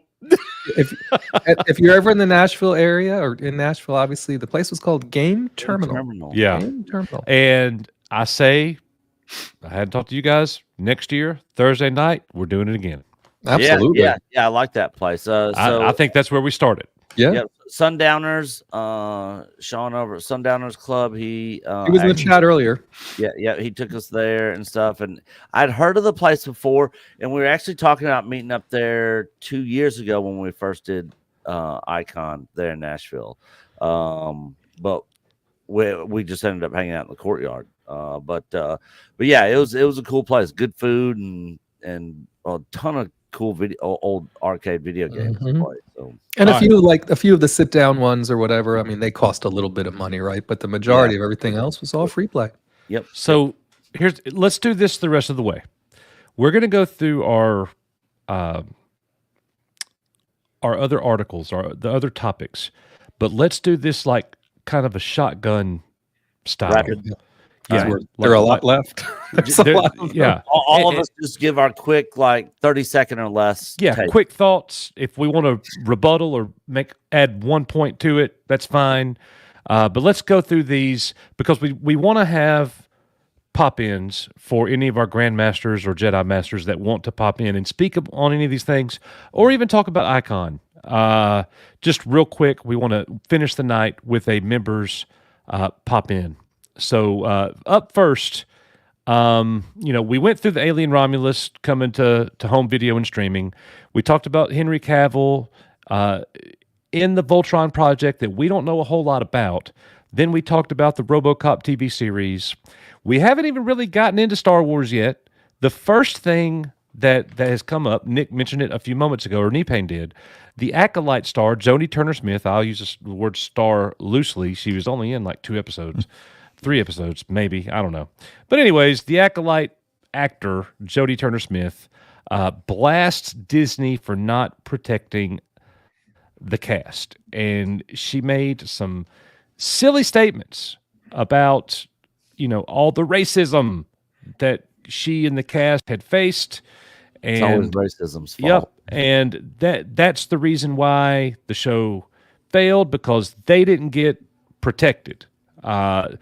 People with money and power and the company, the corporation, needs to shut these fans up. Like, that is literally what she's saying, and she's hating on the corporation. Thoughts there, gentlemen? I guess we'll just go down the line. Real quick, she's she's an idiot.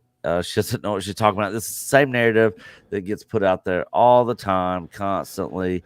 Like I said earlier, the writers, directors, actors, it's never their fault. And the thing is, people weren't going after the actors and the actresses, except for Amanda Stenberg, who did the dumb discourse video going after the fans. So of course she's going to get flack from that because you're going after the fans. Like, what do you expect?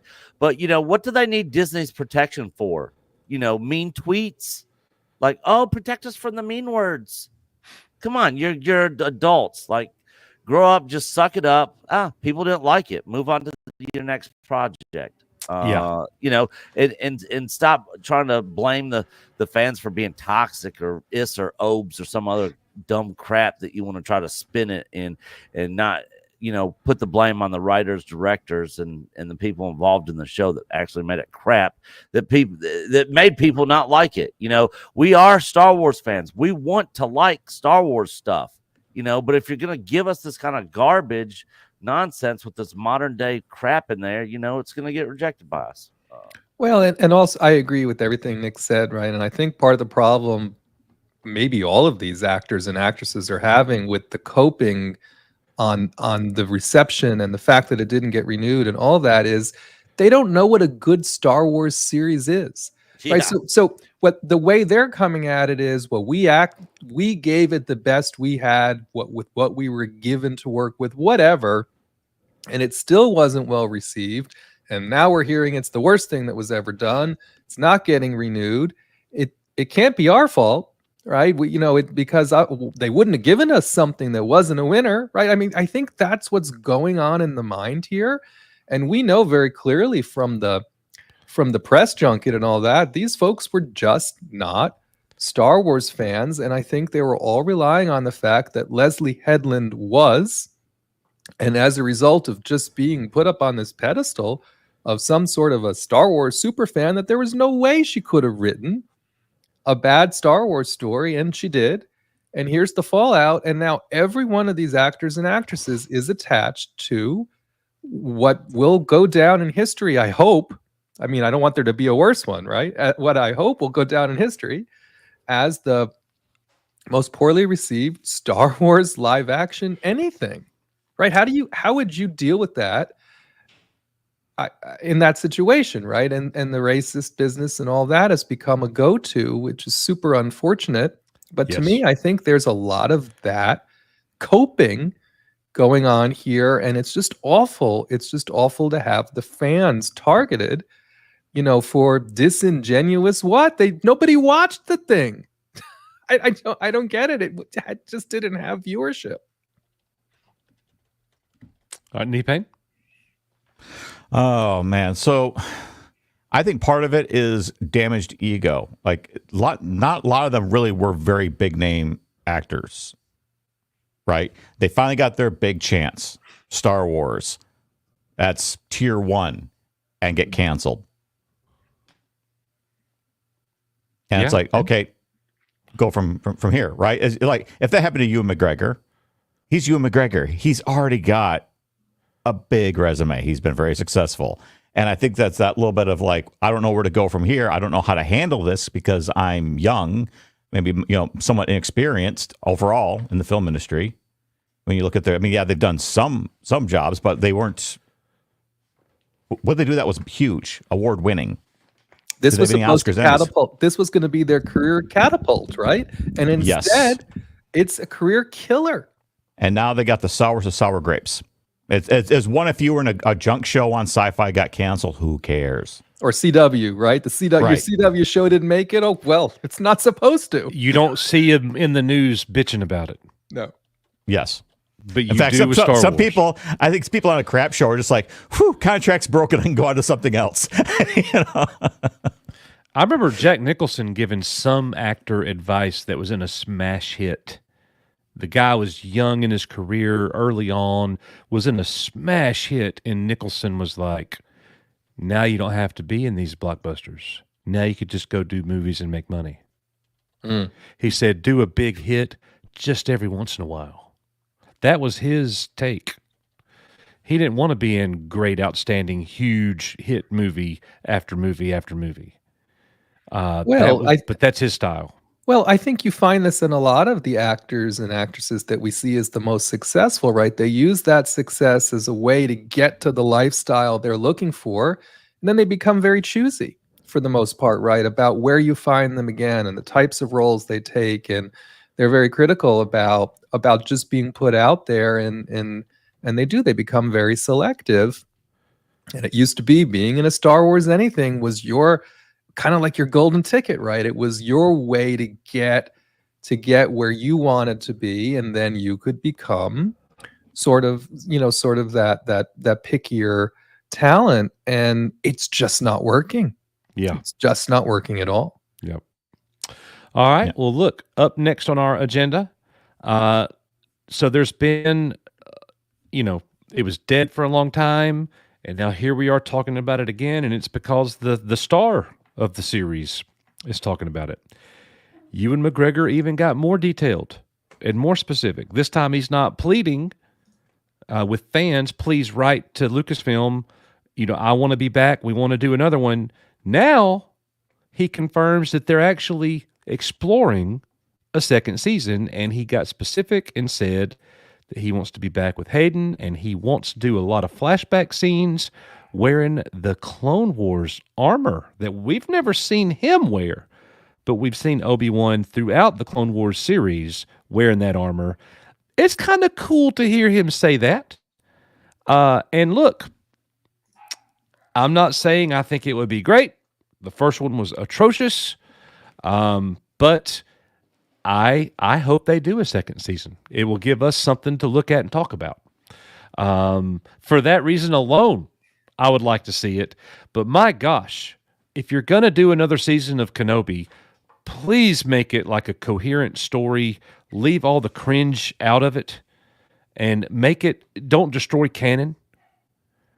How many times do we have to watch Darth Vader get beat up in Star Wars? It's ridiculous what they've done.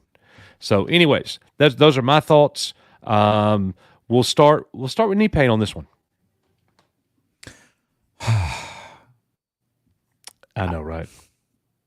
Yeah, so I did not see the show, but I have not really heard that much is good. It's been split, right? You always have the diehard fans that love everything. Some of the stuff I saw with little Leia, like at first I thought the concept was cute until I saw the clips. I'm like, okay, maybe you shouldn't have gone that direction. I don't know, I would love to see Hayden have a little bit of a comeback, right? I've never had any issues with him. I would love to see him come back and do a role where he doesn't catch any crap for it. Would it work? I don't know. I mean, with the current writing, there's a part of me that just maybe stop at the shows. Yeah. And I'm with you on that. And I think the biggest thing that I think for me stops me from believing this will happen is because they are spinning down the production of the shows. However, I do think they're not stopping completely. Maybe we'll get a show a year. So after they get Ahsoka 2 done and out there, which we'll talk about, they could do a Kenobi season 2. But if so, I hope it's a grounded Tatooine story that's Luke focused, right? That has something happening there that seems more consistent with what we would have considered the source material for a Kenobi-based story to be. Mm-hmm. And if there's going to be a Vader component about it again, then let's make sure that it's not really focused on them meeting again, right? If they want to make a Kenobi season 2 just for them to meet again, even I don't want it. So right? honestly, I just don't want it. I heard about the Vader thing, and I was like, so again, I did not see this series. Did he interact with the Jawas at all? Vader did. The Sand People. Kenobi did. Sand People? Sand People, no. I thought Jawas, yes. But the one Jawa he interacted with was stealing all his shit, and he was buying it back from her. Right? It was a comedic interaction with Jawas. Oh no, it should have been serious. Your memory is incredible. It was so. I just rewatched it, so I was just about to say this. If you wanted to tie into New Hope, if you want to tie in New Hope, I think you'd have to tie into the world on that planet a little bit more. The characters that we need. That's what I would have expected to see. Like, so, do you have an ongoing conflict with the Sand People? Like, run-ins before. Just saying. If they were to do this, what I think I would be most interested in it would be Kenobi, like Risman said, he's on Tatooine, he's watching over Luke, and 10% of the show, 10% of the show is him at his current age watching over Luke from a distance. You see Luke, you see Owen and Beru kind of deal, and you're following Kenobi around. He goes into a bar, and it sparks a memory. And we're seeing Clone Wars era and other era flashbacks featuring Kenobi, featuring Hayden Christensen, seeing missions that we didn't know about that are brand new. Things that we never saw, that's totally new. That's a series that I would be interested in. Kind of like a Tales of Kenobi, if you will. You know what I mean? In live action. That would be cool. It sounds great, right? But what we can't keep having is the Empire keep coming back to Tatooine and keep not finding the guy, right? How many times are they going to keep coming back to Tatooine and miss him, right? And so that's why I say, I mean, exploring ideas, there isn't almost any idea they could do that doesn't have Kenobi going off planet again to do something. And then again, we're taking away from the whole reason why he's there in the first place. And so I think it's a reach. You know what else would be cool is Vader is on the Death Star with Tarkin, and he's walking around, and he walks by something that sparks a memory, and then you see a flashback from his point of view. You know, they never meet. Vader stays his ass on the Death Star. You know what I'm saying? Mm-hmm. Like, there is no hunting for Kenobi. There, you know, it's just flashbacks. So. But nobody in chat are telling me that it would work. So I guess my idea is bad. Anyways, all right, let's keep this thing rolling. Up next, Star Wars Ahsoka Season 2 is set to begin filming in spring 2025. As of right now, it's not been canceled. Yeah, we broke this news a couple months ago. Somebody directly involved with this project has told a little birdie of ours, Sparrow. You're kidding. You're kidding about Sparrow. Yeah, I'm kidding. It's not really Sparrow. But this is legitimate, and I know exactly who it came from. I'm not going to say who it came from, but this is somebody directly involved in the show. You know, I have no idea what you're talking about. I don't remember. I told you about this. We got an email on it. I told you to go read it. Remember? I don't. I'm not going to say who it came from because I don't want to out them. But basically, this person was told that they will have their schedule cleared for April of next year. That they're going to start filming April of next year. So, guys, Ahsoka Season 2, they left us off on I guess you would call that a cliffhanger. A head scratcher. Yeah, it'd be more accurate. I agree. But it's got to happen. The show. Is many people. There's definitely more people that like this show than the Acolyte. But the viewership was so low. Yeah, the viewership was low. I thought it was hot garbage. Look, it was a marginal show. Yeah, there was literally snippets throughout the show that I thought were good, but what they did with Thrawn should be a crime, and everybody involved should be in prison because of it, because it was that bad.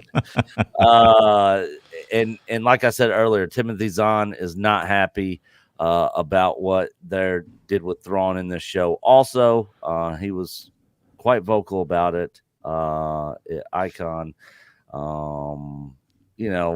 but this is another Filoni project. I mean, I for the most part, regardless of the viewership, I pretty much knew that this was more than likely going to get a season 2 because he was planning on there being a season 2, and he is the head of creative, so he probably pretty much gets to do whatever he wants, unless Bob Iger comes down with the hammer and says nope.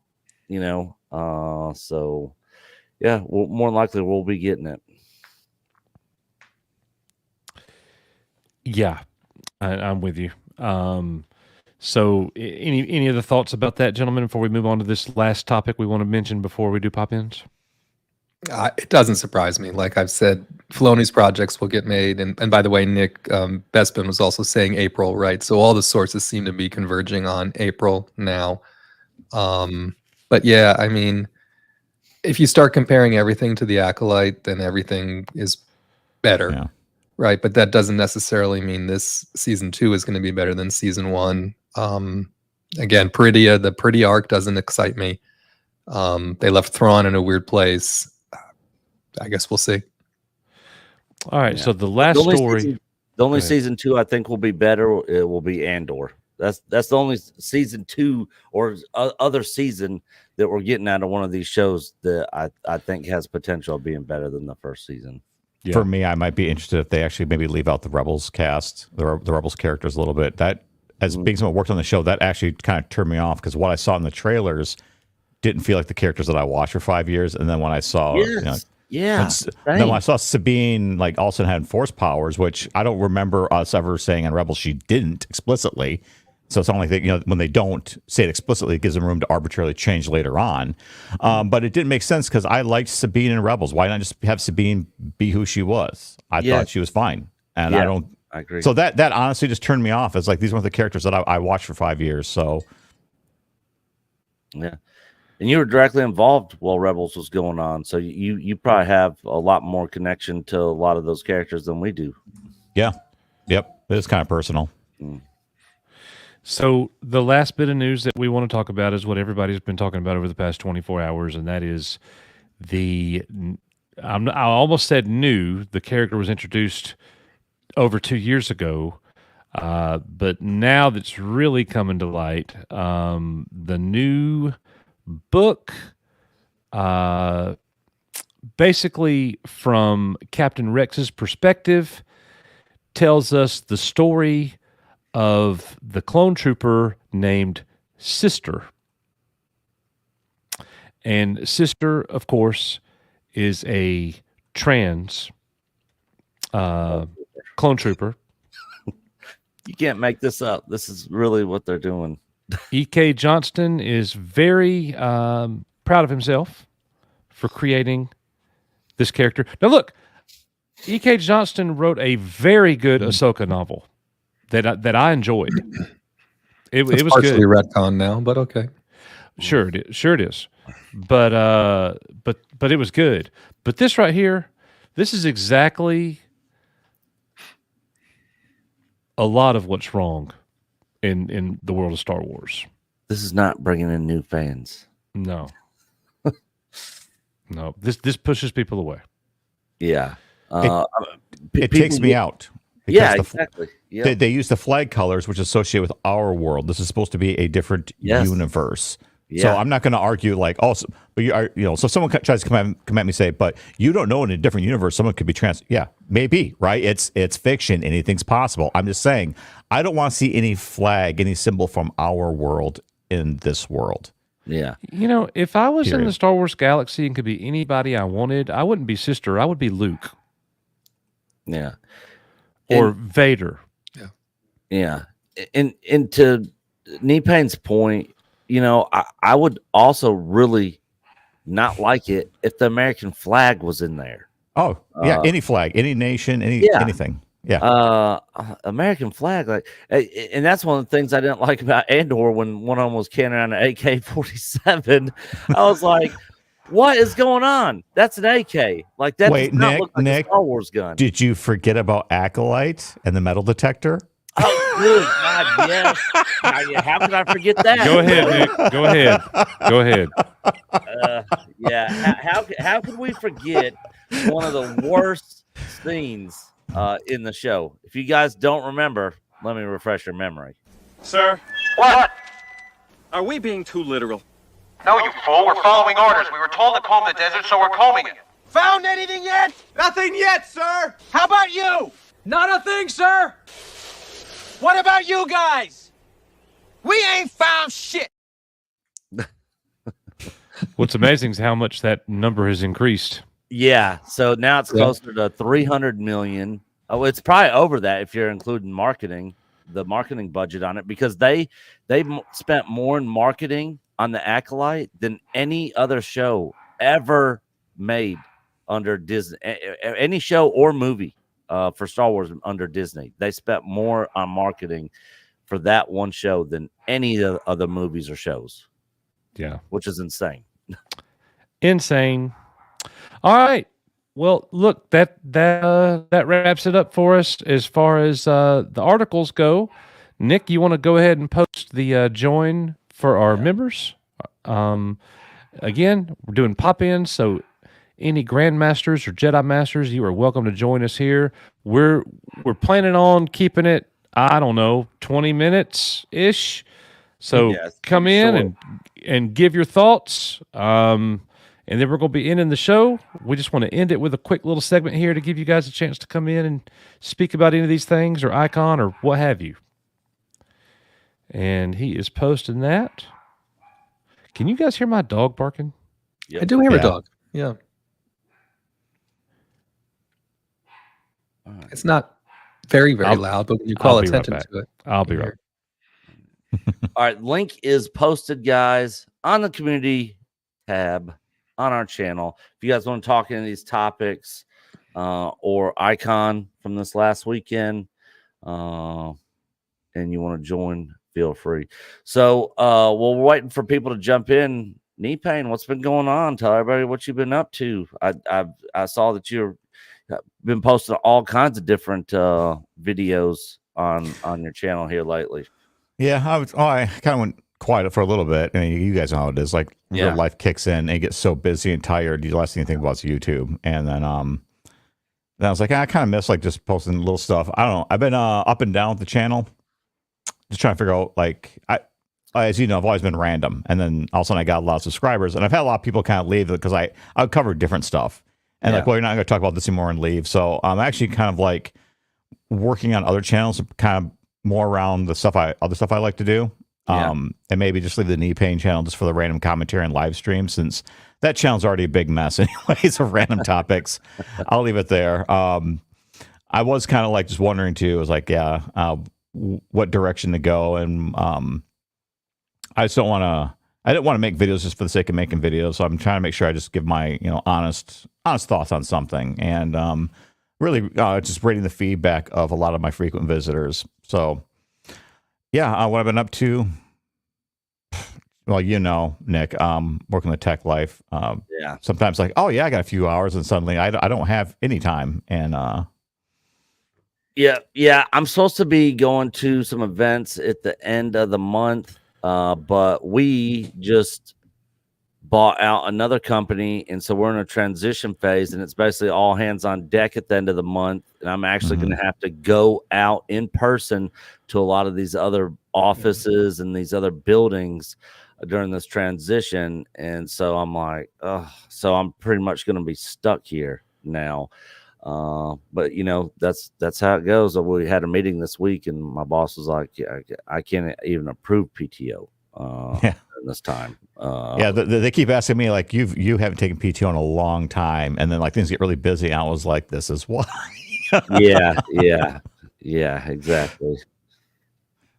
All right, guys, we got folks popping in.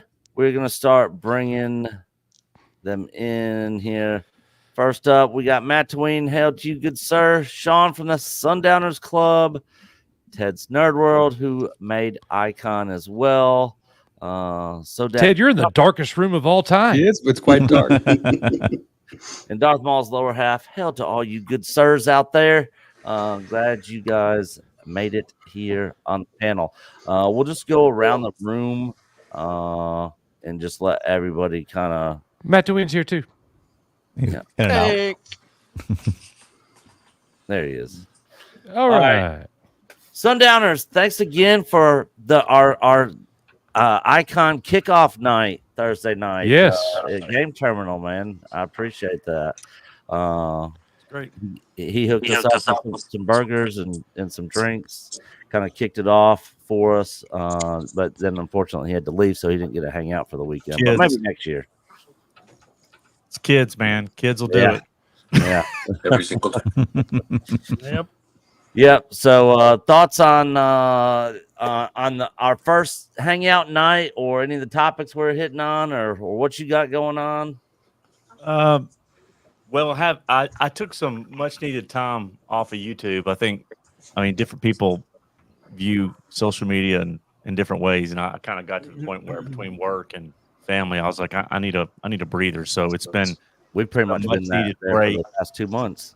Yeah, it's been much needed, but it was great to see everybody, with the exception of Graber singing. It was everybody else. I mean, Paul, Coach, DA, like, got up there and actually did a good job. Yeah, it was fun. That place is a great place if people are in Nashville to hang out.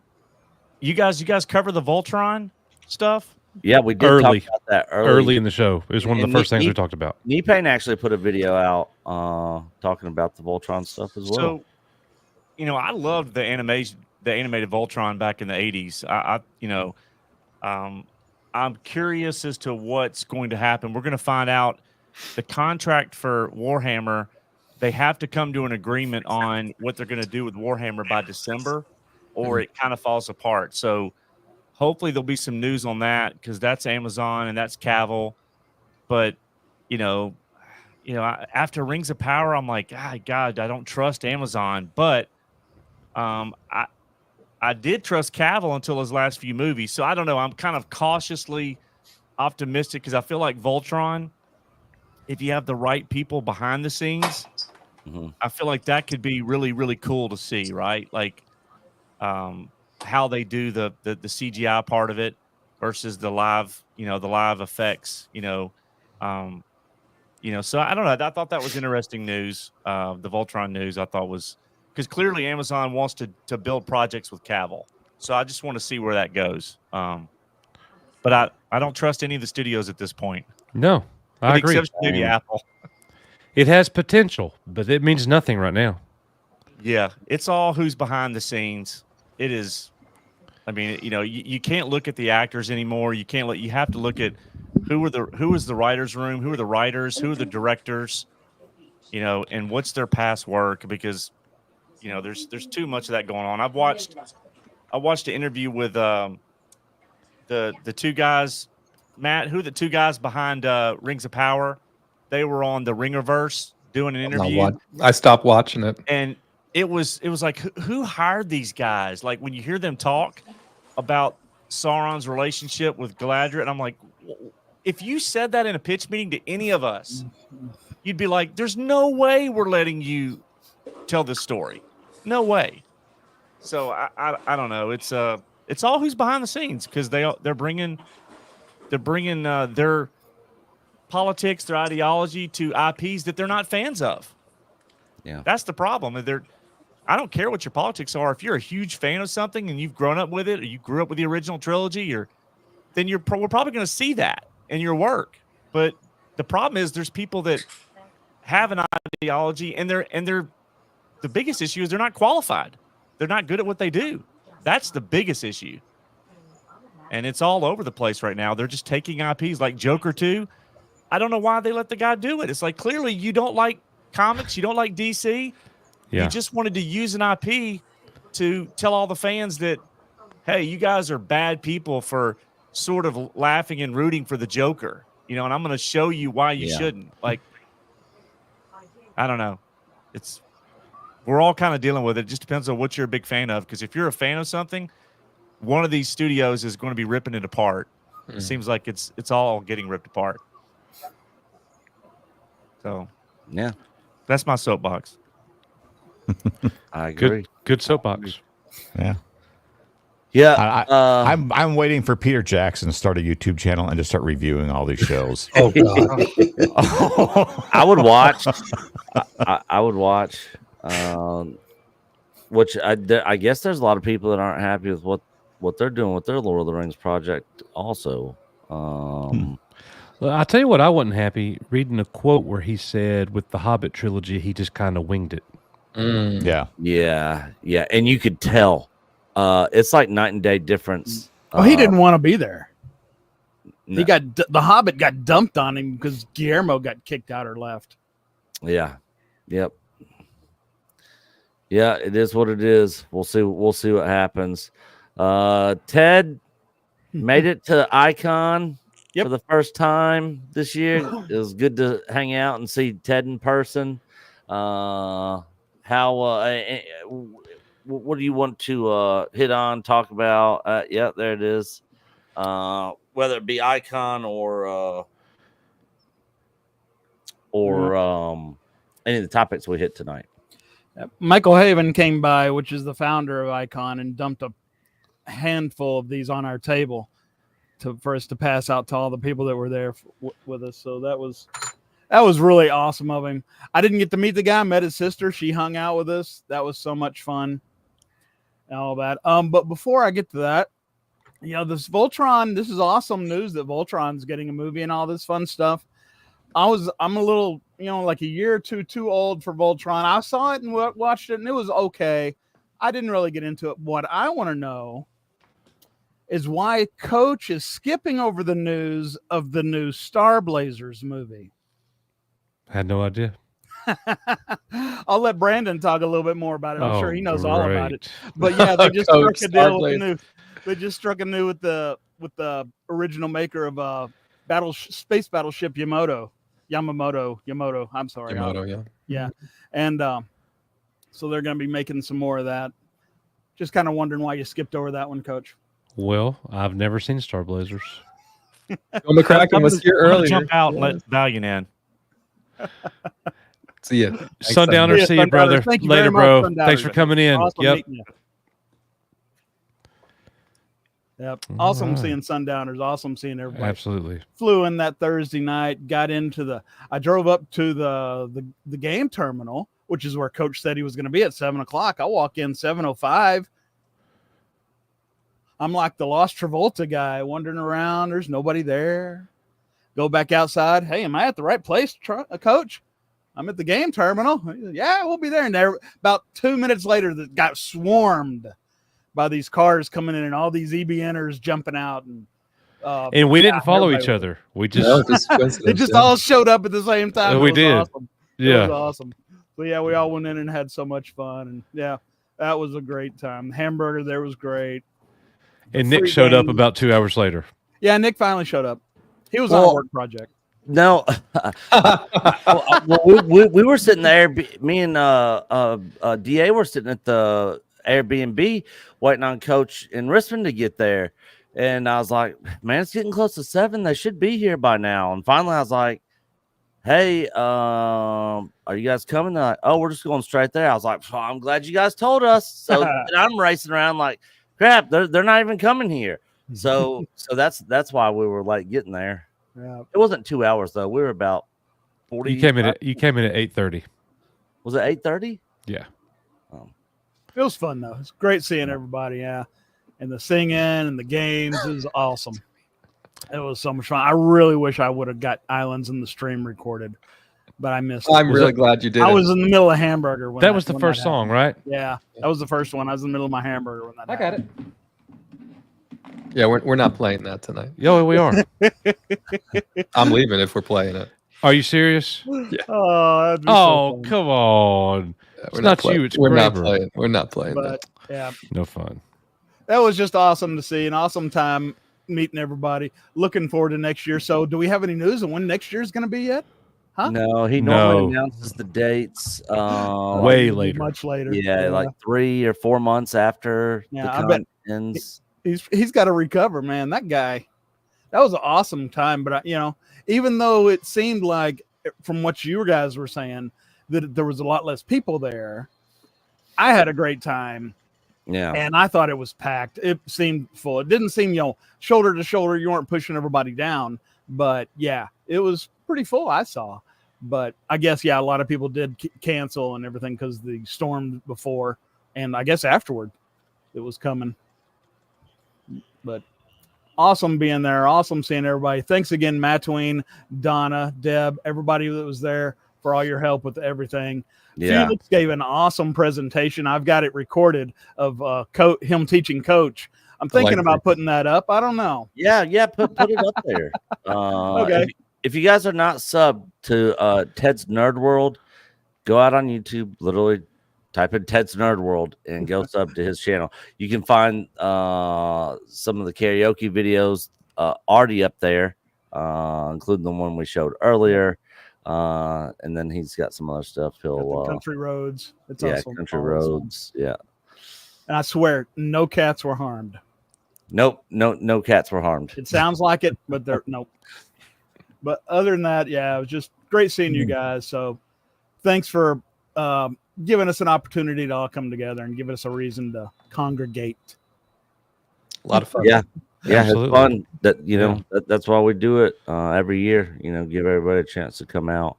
Another person that was there, our good friend Matt Tween, that helped out a lot with the con, and like Bama fans, he was also had a disappointing football weekend, as well as us Auburn fans. They literally the Alabama Vandy game was in Nashville, and Alabama is ranked number 1 for those of you that don't follow college football. And Vanderbilt knocked number 1 Alabama off. They are unranked. I don't think they've ever beaten Alabama before. If they had, I think it was like 1982 or something. And they basically carried the goalpost from the stadium there in Nashville all the way down Broadway, downtown, where all the bars and clubs are, and dumped it in the river. So pretty crazy. But Matt Tween, and that might not have been the strangest thing that happened that night. Who knows? Yeah. All right, Matt Tween, thoughts, comments on the weekend or any topics we hit tonight? Oh, no. I mean, it was great to hang out with everybody. I'm glad everybody enjoyed the wings. I think we got a little overzealous maybe on the number, but we made some new friends afterwards with the leftovers. We went around, to the rest of the courtyard, even went into the hotel and recruited some volunteers to finish up some of our wings and birthday or Tron and Becky cake. So that was nice to see other Star Wars fans come together who we don't really know, all and join our little community for a little bit. Talking about the football thing, it kind of led to about a 30-minute conversation with Tim Effler, one of the Kenner toy designers inside the hotel restaurant bar area. He just walked up to me and saw my Tennessee hat and wanted to know how the game went. We started talking about football, and then we talked about the business side of the toy business back when he was, there at Kenner designing all the toys that we grew up playing with. And, I'm kind of coming from a supply planning type profession. So we had a lot of, shop talk about that. So it turned out to be a pretty good conversation. And that's the one thing I'll encourage anybody who wants to come to this next year is this is not your San Diego Comic-Con. This is a very more intimate, type of thing. Timothy Zahn sat right next to our group and watched the show that one night there in the courtyard. Yeah. You can walk up and address any of these people in the elevator, in the hallway, just anywhere, and they're very accommodating. Restaurant. Absolutely. Yeah. So good time. Tim Effler went to school with Debbie's husband. Yeah, they're Cincinnati people. Yeah. And somebody else, which a lot of you guys probably don't know, who me and Coach ran into and we're excited to see there, that very unexpected, was Auburn's ex-coach, now Alabama State Senator. Yeah, the very first celebrity I see when I walk into ICC-Con is not a Star Wars actor or author, but former football coach. And now Alabama State Senator. I sat there and talked to him about Auburn football and politics for about 20 minutes. I voted for him in the Senate race here in Alabama, and he was just talking about what a shit show it is there in DC. But we had a great conversation. It was awesome meeting him. I think Coach, you met him before when you were going to school. I've seen him several times when I was on campus. Yeah. It was a first for me. Yep, very cool. Real quick before we move on, we want to hit these real fast. Showroom Sabers. Miss y'all. Wish I could have made it to Icon this year. I'm going to watch this on rerun tomorrow. Insane work schedule as of late. Hope to catch some more soon. God bless to you all, and much love to the group. Thank you, Showroom Sabers. Good to see you, bro. We look forward to reconnecting with you. And then Staccato DDS with a huge 20 EBN membership gift. I get in here and my people show up and drop memberships. I freaking love it. Thank you, Staccato. God bless you, my He didn't buddy. do it because of you. He didn't do it because of you. That's my story, and I'm sticking to it. Thank you, brother. Thank you so much. You are the man. I don't even know what to say. You do this everywhere. Thank you for doing it here at EBN. We hope you consider this place home as well. Staccato DDS is the man. Yeah, yes, he is. Yes, he is. I joke around. If he keeps sending those, I'm going to be able to afford me a Staccato 9mm. Yeah. So let's go. Yeah. Moving on. Sodak Choppa, how's it going? Yeah, man. What's on your mind? Yeah, what's on your mind? What? Any comments? Oh. I know. Go ahead. Yeah, I got comments. One coach stealing my meme. That was awesome. With Oscar the Grouch. I did. The Oscar the Grouch. I got you. Yeah. That was actually really fun. It's like, hey, it was wait a minute. so good. I couldn't figure out how to share. I clicked on it and I was like, I didn't see it on my phone. So I was like, hell, I'm just going to save it and do it myself. That was my wife last night with one of her videos. She's like, can you share this to me? But yeah, I've been watching all this stuff coming through, especially with the Disney, the Acolyte actors getting mad at Disney for not protecting them. It's like, oh, ridiculous. From what? Yeah, mean words. I work in a position, and I'm actually a trained forensic scientist, and the first thing I ask for is, okay, show me the evidence. Yeah, and if you don't show me evidence of anything, then I'm like, you're giving me nothing to work with. Yeah. And I'm just getting so frustrated with this. Like, they're not attacking you. We don't care about you. Yeah. We cared about the show, and the show was horrible. And in fact, if anything, I'm sorry that your agent got you wrangled into it. Yeah. Yeah, if anything, I would love to see all the cast go on, do really good, all get Emmys and Oscars to show, hey, they were actually really talented. Yeah. So who screwed this up? Yeah, the young lady who played the little alien X-23. Yeah, she's X-23. She was just in Deadpool and Wolverine, and she did a good job. Yep. And from what I understand, she's very particular about what she does. Yeah. Yeah, and I wasn't a fan of any of the characters. She saw Star Wars and thought, yeah. Yep. People should people now should if they're getting asked to do Star Wars, be like, hell no, I'm not getting involved in that shit show over there. Which it seems to be what's happening with a lot of top writers, directors, that they don't really want to participate in Lucasfilms. They're giving it a wide berth. Yeah. And then I think about that, and I'm like, okay, well, you have Skeleton Crew. That's literally, if you guys can't pull it off a Skeleton Crew, which is supposed to be a completely new premise and a completely new storyline. Cool. So is the Acolyte. If you can't make this one work, no one's coming back. Yeah, we'll see. Literally, we but got at least the Skeleton Crew is bringing it back. Yeah, literally, we got like a month and a half to wait. At least Skeleton Crew has Jude Law. You actually have somebody in there with some gravitas. I mean, what you're watching right now, the post-mortem. Yeah, and he's actually he's got some name recognition. Yeah, the post-mortem of the Acolyte is the textbook example of what happens when you engage in stakeholder capitalism, right? Screw the customer and screw the Disney shareholder. This is all about how the employees or the contracted labor feel about themselves and the products they were in. And it's like, no, our job here is to make money, right?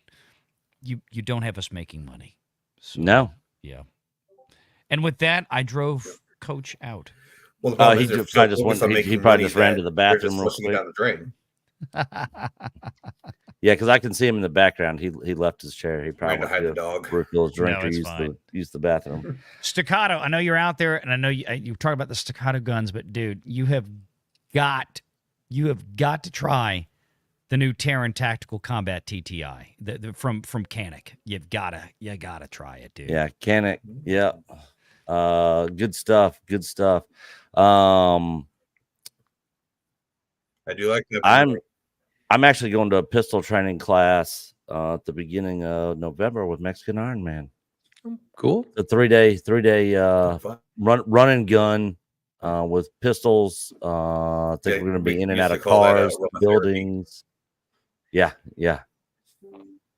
absolutely. Sodak, and any other comments or anything else you wanted to hit on, or? Uh-oh.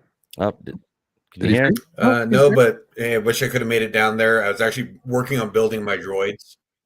Oh, nice. So you're a droid builder?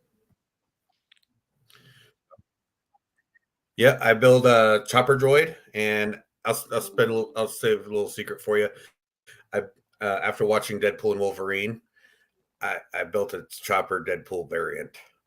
Oh, sweet. So he's got so swords now.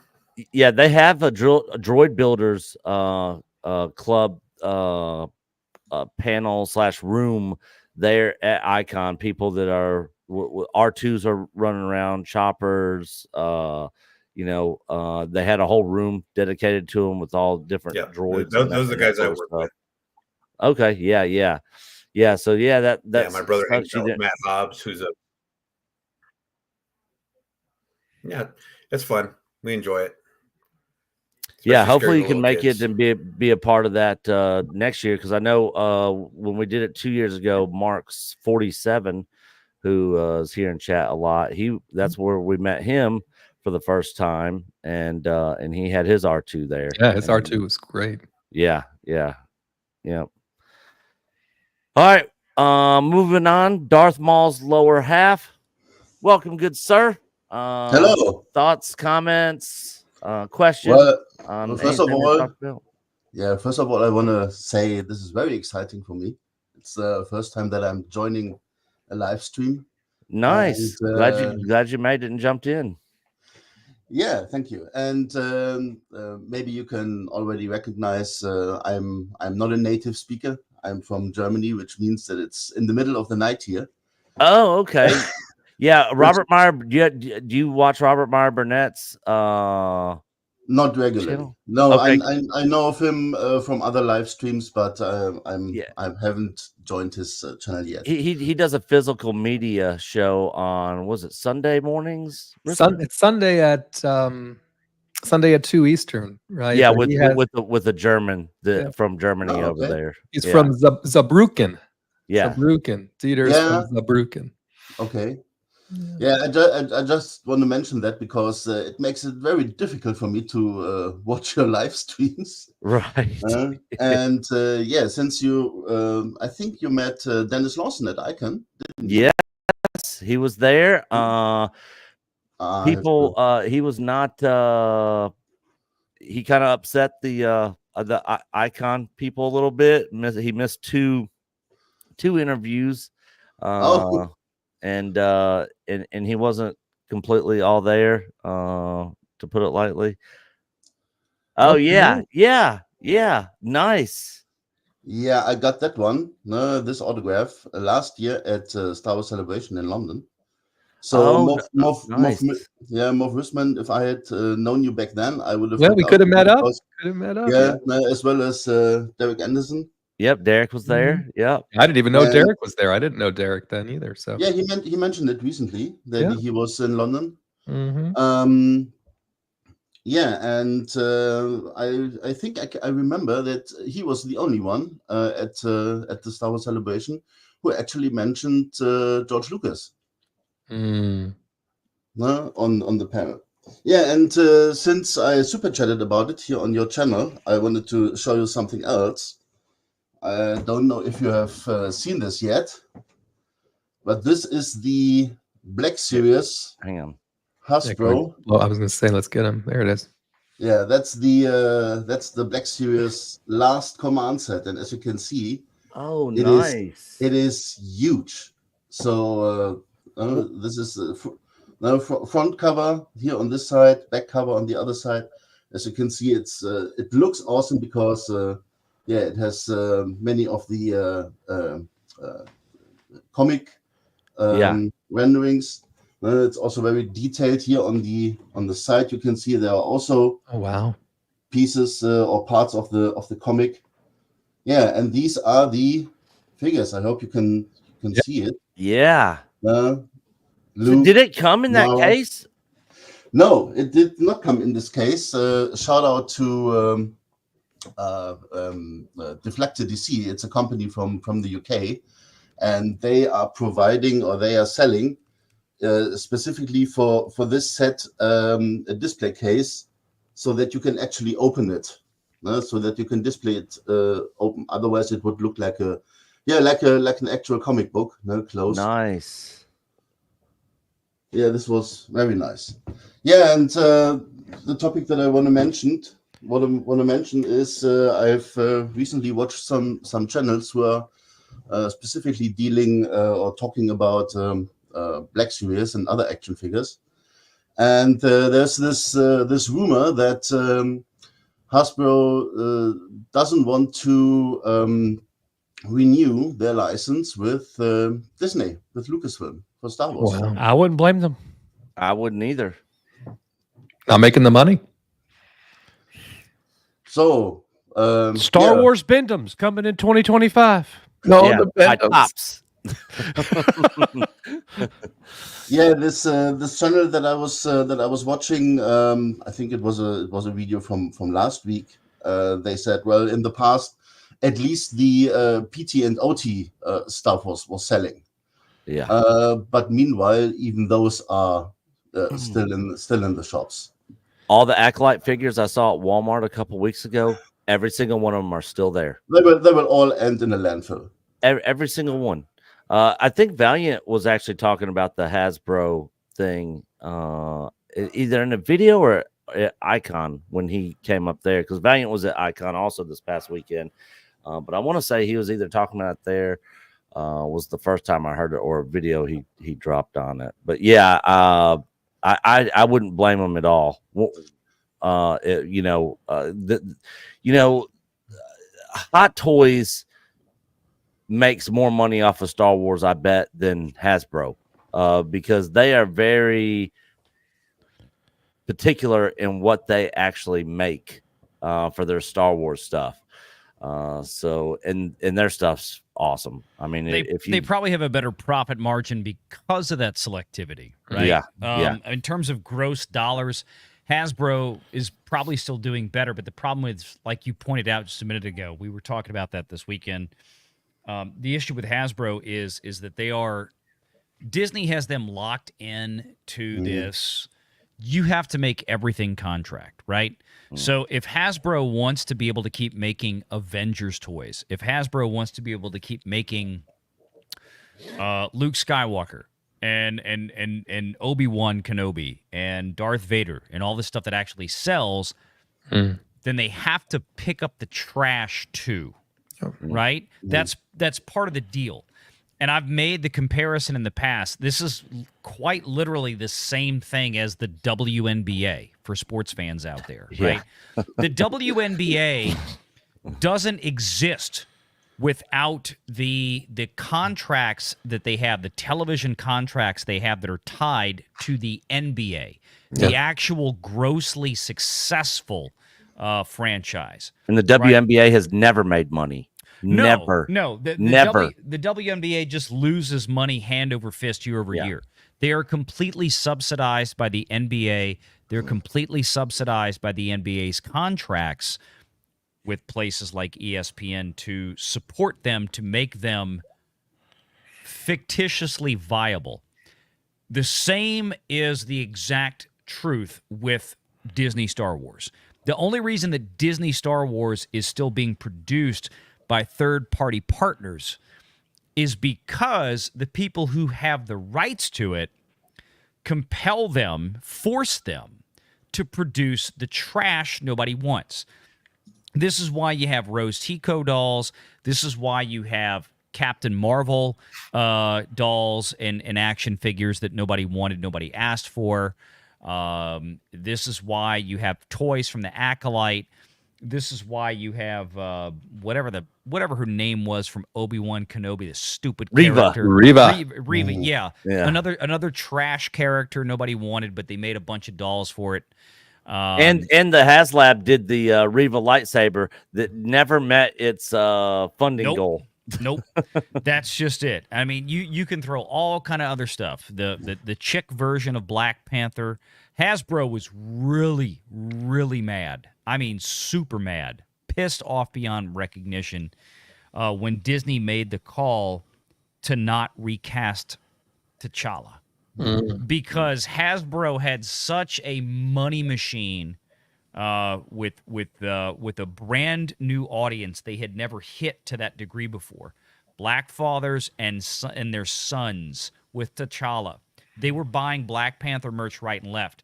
When Disney made the decision to cack that character because, unfortunately, Chadwick Boseman tragically died way too young.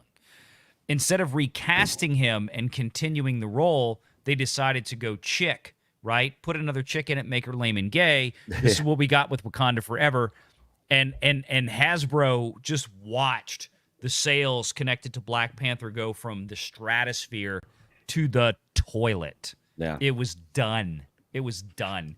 But I mean, this is what they do, unfortunately. And guys like Hot Toys, like you mentioned, because they're so much smaller scale and because they're not buying mass merchandising, right? Hot Toys is a specialty high-end gig. So they don't have to sign on to the same kind of deals as a Hasbro does, or Mattel, for that matter. Mattel, who makes all the Disney princess characters. So it's a very different dynamic. So they get to go in and select, hey, we want to make Sauron from Lord of the Rings, this gorgeous $2,500 piece that they made. I wish I could just drop that kind of money on that because it is exquisite. And they've done this with Star Wars and many other franchises, but they get to cherry pick. It's like we serve collectors, so we get to be selective. And if Disney's going to tell us that we have to make a $3,000 priced product of Brie Larson, we can just say no because ain't nobody buying it. So I might have to buy this Acolyte retro set you guys are showing. Oh no. Yeah, so Knee Pain put this. that could be some really good stop motion. I might can bring the stop motion back. Yeah. For those of you that are wondering why you guys probably see us laughing and giggling in the background, this is what Knee Pain sent us. He said he wanted to see this on. That is real. Oh yeah, it's real. Yeah, wait, I gotta go back Yeah, to this is on Amazon. And the best part is this is a pre-order. It's not released yet. What? Yeah, so Star Wars Retro Collection Acolyte multi-pack. Get the piss out of here! I didn't know this I didn't know this existed. Oh yes. We might be doing a video on this. That's going to be a rare toy, boys. That's going to be a rare toy. You must send this. You must send this to Film Thread. Time out. I am so pissed right now. We had the boys from Kenner Toys at Icon this past weekend. Oh my God. I wish I'd known about this. I'd have been up there like, can you tell me about this Acolyte shit coming? Oh my God. Yeah. Oh wow. Yeah, you must send this. Oh, you're all welcome. You are all welcome. Yeah, you must send this God to Chris bless Ball you, and Knee Film Thread. Pain. Yeah, my $60 for this trash. $60. Okay, wait. Can I do this? I'm gonna name all the people right now that will buy this. Look at how bad they look. Look Ready? how typical. Here we go. That guy, Kyle Katarn, Jacob. Jacob. Star Wars Explained. Who's oh yeah, Jacob? Star Wars. I don't know who Jacob is. Jacob is this dude on Twitter, on X. Oh yeah, he's a huge paid Disney shill on X. He is still going off about the Acolyte over there on Twitter. That's all he does on Twitter. What's his Twitter name? His handle? Like it's like at Jacob, or it's I'll send it to you.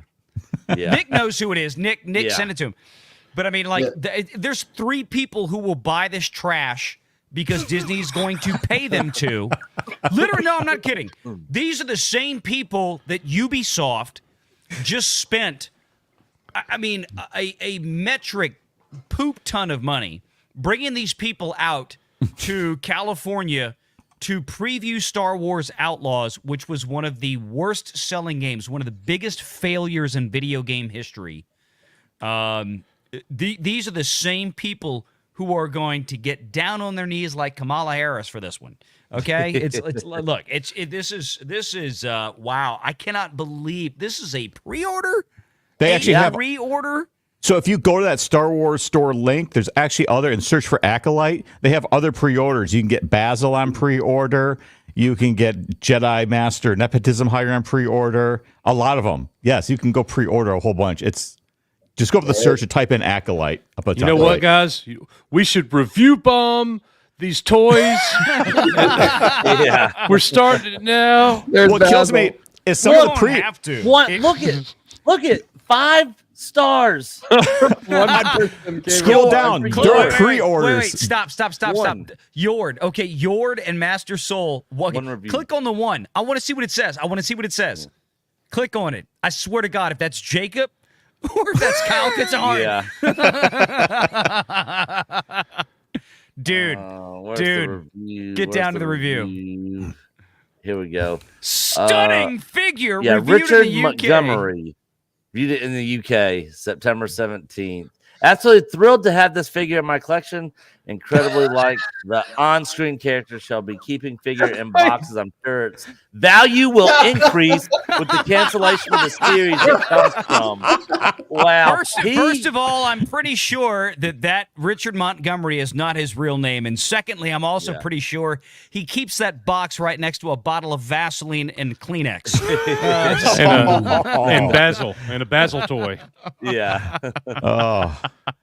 Oh, that's my early Christmas to all of you right there. Oh my God. Wait, okay, let's go back to Soul.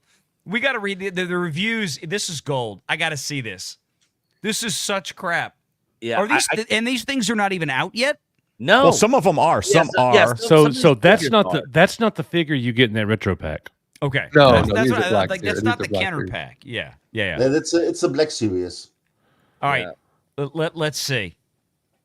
Soul is the GOAT, October 4th. Yes. Very nice figure, September 6th. Great figure. Oh, these are bots. This is all bots. Jess. Well, so the Sean, Jekki one is a pre-order. It already has 3 reviews and still on pre-order. Man, people were review bombing before it even started. Oh, here we go. Here's a real review. One. Here's a real one. What? From Obi-Wan, Singapore. The box on collar and a soul box.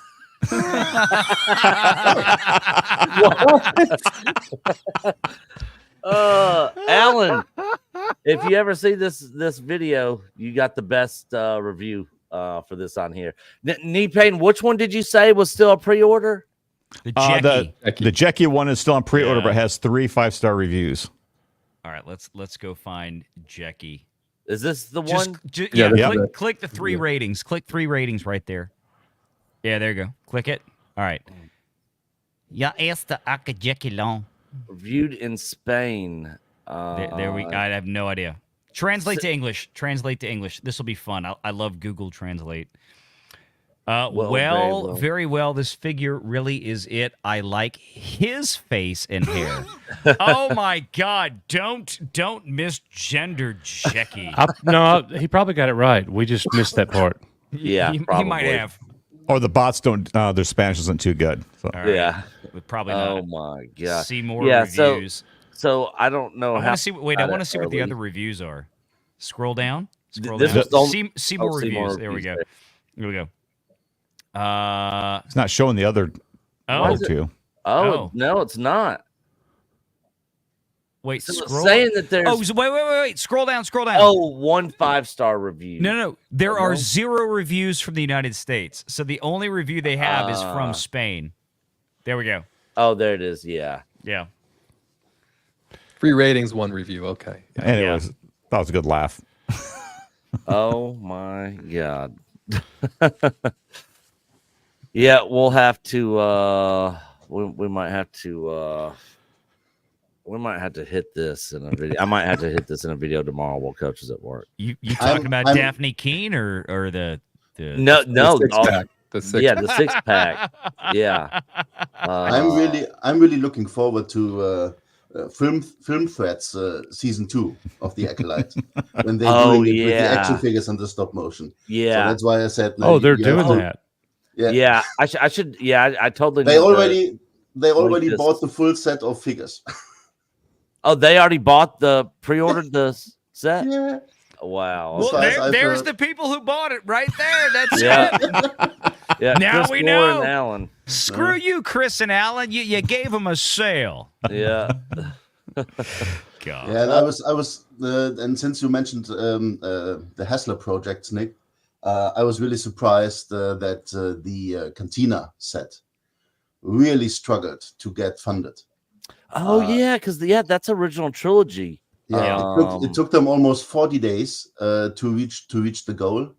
And just when San Diego Comic-Con was happening, they announced another project, an attack plane from G.I. Joe, and that was funded within 2 days. That was funded within 2 days. Yes, I heard about this. I've not even looked at it yet, and I want it. The problem is you may be too late. Well, here's the thing. Oh, I hope I'm not too late. G.I. Joe has not been yet broken as a franchise. Star Wars has. Even as they're coming out with what is it? The Cobra Rattler. You can get it. You just can't get it from there. Yeah, but it's going to cost me double. How much is it, or was it? I think it was $400. Yeah. It's not shipping till next year. Just wait. You'll be able to get it. $325, and I'll have to pay $600 for it. Well, if you really want it, I mean, it's just money. Yeah, no, not $600. Guys, I got to run. I got to get finished packing I got a fishing trip in the morning with my son. I got to get up at like 4:30. So, all right, Valiant. Any final words about being an icon this last weekend before you run out? Oh yeah, no. It was a lot of fun. It was great to see you guys. I mean, Nick, you and I have met a couple of times before. Yeah. Risman and I got to meet in Orlando earlier this year. I'll be back there again this year or this coming year. Okay. But it's going to be the week before. Actually, I don't think this is the same weekend as MegaCon this time around. So, but I had never got to meet Coach in person. So that finally got the pleasure. I finally gave you the pleasure. Yeah. So yeah, no, we got that done. But it was great to hang out. Michelle and Natalie came, and it was great to have everybody together. And we didn't even know you guys were coming. You guys just we didn't tell you. That was up. it. Yeah. That was it. I had to deliberately avoid all the member streams leading up to it. Like, hey, if you're going to the Icon, come to them. I'm like, well, I can't do that because then I'm ruining things. So no, we booked the hotels. Like, I called Michelle. This was about 2 months ago. I called her and I'm like, let's go. And let's not tell anybody we're going. And I booked the hotel room and the plane tickets that night, and that was it. And so we've just been keeping it completely quiet until this past weekend. It was awesome. Yeah, it was a lot of fun. I'm glad you guys made it out. Yeah. No, it was great. So we'll have fun on your fishing trip, Valiant, and we'll talk to you later on. Take care, guys. Good to see you, brother. Hey, I have to run as well. Yeah. Yeah, I'm leaving too. Thank you for the conversation. And great to have you on. Thanks so much, Patrick, for being here. Yes, absolutely. Come back and join us again. Yep. Bye-bye. Bye-bye. See you, Patrick. All right, guys. Well, thank you for having me tonight as a guest host. I appreciate it very much. Brandon, the anime guy, what's up, brother? Coach, how the hell are you? I'm tired, and 4 o'clock's going to be here real fast, and I got dogs to take care of. Yes, I it have is. to run. Yeah. All I'm going to ask is, what the hell did you do to your computer? He just came back from Icon and it was messed up. Oh shit! He has kids. It was acting really funny the day before. My video kept freezing while me and Nick were trying to make a video. Yeah. So I had to restart 3 times, and then I rolled it back to a restore point. We were able to make the video. The next day, I turn it on. Blue screen of death. No. Hardware problems. That rollback gets you. Well, so it actually wasn't a blue screen. It's just Windows keeps running into a problem. Yeah. It's a software problem. Yeah, it's a Windows. Yeah. Well, you know what it really is? It's Microsoft's modern DEI initiatives coming home to roost on the Windows side. We all know this to be true. Yeah. Because Windows just keeps getting shittier and shittier. There's no two ways around it. There's no nice way to put it. It sucks. And the thing is, they own a monopoly on PCs software, basically, for OSs on PCs. Yeah, but it's not as bad as it was. If Gabe over at Steam would get off his ass and release Steam OS to things other than the handheld that they have, the Steam Deck, you would see a fairly good-sized uptick in adoption on the platform for a Linux-based operating system. Yeah. And it needs to happen. It's going to happen, but Coach, get out of here. Go to bed. I have to run. Look. And Coach, how many times I told you to stop clicking on acolyte.exe? Sorry. Yeah, no acolyte. Sorry. We don't do that here. No acolyte. It was part of the file I downloaded on LimeWire. Okay. Yeah. Damn, showing your age there. LimeWire. I haven't heard that name in. Have a great night, guys. Take care. See y'all. Bye, Chad, see ya. thank y'all, and good luck with Nick the rest of the way. Look, I'm looking up at the camera. Like you're not even looking at the camera. I know. I'm looking. Yeah, this is the MacBook. Yeah, my camera that. You're good. Get out of here. Yeah. Bye. Bye. See ya. See ya. So Nick and Moff Rissman, yes. How I hate where Star Wars is at because you know me, I love it, but I cannot and will not support the Disney. So hashtag Duck Disney as always. When in doubt, duck 'em. And of course, hashtag cancel Disney Plus. But on the positive side, Dragon Ball fans are living mighty high on the hog right now. Are you talking about the movie that's coming out or the game that came out? Game just came out, Dragon Ball Sparking, and Dragon Ball Daima starts in 12 hours. Oh, that starts tomorrow. Yep.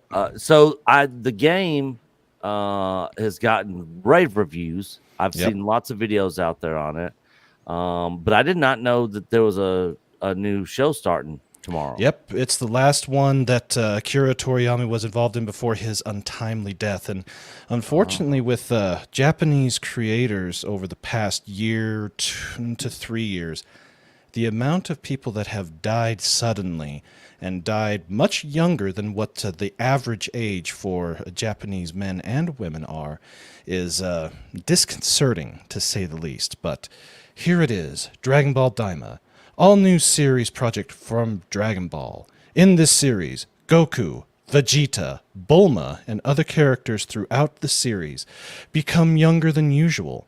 However, this is different from a similar plotline in the GT anime, in which Goku reverts back into Kid at the end of the original series.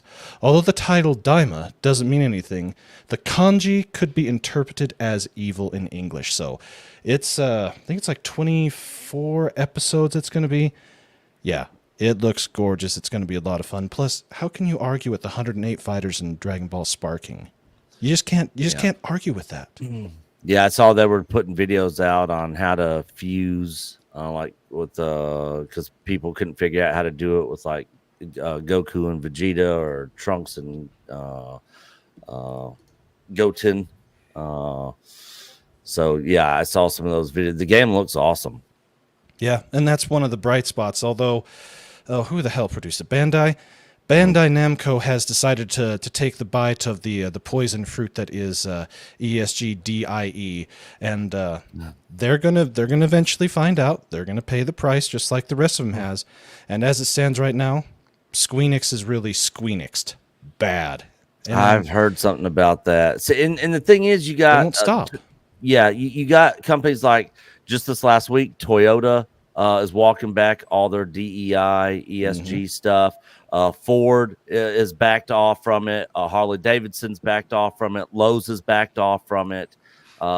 Tractor Company is backed off from it, and they've all come out and made public statements talking about how they're focused on business and no more this this DEI political stuff. They're not getting into all that. They're going to focus on what they are doing, and that's how it should be. No more Maoism. We've seen where that all leads, and I'd rather not have another 60 million to 100 million people just get Thanos snapped off the face of the earth. Please, no more of the wars. But out of all the game companies, Microsoft is done. Sony sucks. I know that you love Sony. Fan. I used to love Sony, but God damn it, what the hell is their problem? Yeah, I agree with you. I agree with you. It's disheartening for sure. It's very disheartening because they have the foundation. They still have the foundations, but they refuse to use them. Xbox basically becoming non-existent and not even competitive with them anymore. It made it worse for Sony. Because when they had that Xbox competition, that drove them to be a better company. Having competition is a good thing. And when somebody I never wanted Xbox to go away, and this is the exact reason why. And I hate Xbox and I hate Microsoft, even though I'm an IT guy, and it's provided me a career. Yeah, hate him even more. It's provided me a career, so I like them in that aspect. But it's like come on, guys. It's all gone sideways. And don't even get me started on Nintendo. They're their own special brand of what the hell. And I can't stand any of the three. And then don't even get me started with EA or Ubisoft, them stupid bastards. Ubisoft, did you hear the news? They might they're looking at selling to China. Of course they are, because they're the only company that would give them any money because of how well China is the biggest pusher of all this crap. They're the ones that have all the social credit score crap. They've been exporting this crap, and they push it onto other countries like ours, but they don't do it in their own because they know that it's trash. It's poison. It doesn't sell, and that's why Wukong is the game of the year. But of course, all the supposed places that do the game of the year, they wouldn't even give it the opportunity. The type of games they want to have as game of the year didn't sell enough, suck complete and total ass, or they're just not going to make any money like Concord. Although I must say this, as bad as Concord was for Sony, losing, depending upon who you ask, 200 to 500 million. Yeah. Guess how much Skull and Crossbones cost Ubisoft? No telling. Probably $850 million and damn near 10 years worth of development. Almost $1 billion for that. Almost $1 billion for that pile of crap. Wow. Yeah. So as bad as Ubisoft is with the whole Outlaws thing, they at least sold 1 million copies of it. They haven't even come close to that with the other. But their developmental cost for that is nowhere near as bad as the other. So as bad as Outlaws is, and as bad as Ass Creed is going to be, they got pushed back till February. Yep. To Black History Month for the Black Samurai that didn't exist, that's going to be plowing down the people of Japan. Yeah. They would be better off to just cut that one and call it a day, but they won't do it because they're too stupid. Yeah. Or they did this on purpose to specifically tank their stock so they could sell or get more investment from the Chi-Coms or something like that. Who knows? There's so many different things about them out there. And all I'll say is I have to agree with the position of don't buy any AAA games from any of these companies unless the overwhelming consensus from the gamers, and the gamers only, not the gamers like that bitch over IGN. at Kotaku. Yeah, Kotaku. Those fake wannabe freaks out there. The real gamers, when they have spoken. Yeah, I don't even know who she is. That was the best response that ever came out. The people that did Ori and the Will of the Wisp, somebody was claiming that they had a hand in it or something and was doing all sorts of blabbing about, white man bad, some stupid shit like that. Yeah. She said, I worked on this, and the dude's like, I don't even know who you are.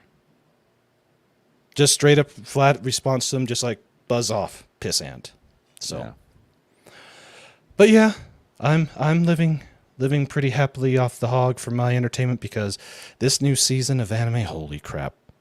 If you liked Initial D, MF Ghost Season 2 is out, and it is badass. If you like Shangri-La Frontier, a show about a virtual reality game that is by far the biggest game in the world, an S-tier game, we got our second season of it, and it's awesome. And of course, Dragon Ball. So on that front, I'm doing good. Game front, I'm doing good. Live front it's been weird. Really, really weird, so... Yeah, but yeah. Every time I'm on here or Mr. H's stream or Doomcock stream and people talk anime, I always give you a shout out. Oh yeah, and I appreciate it.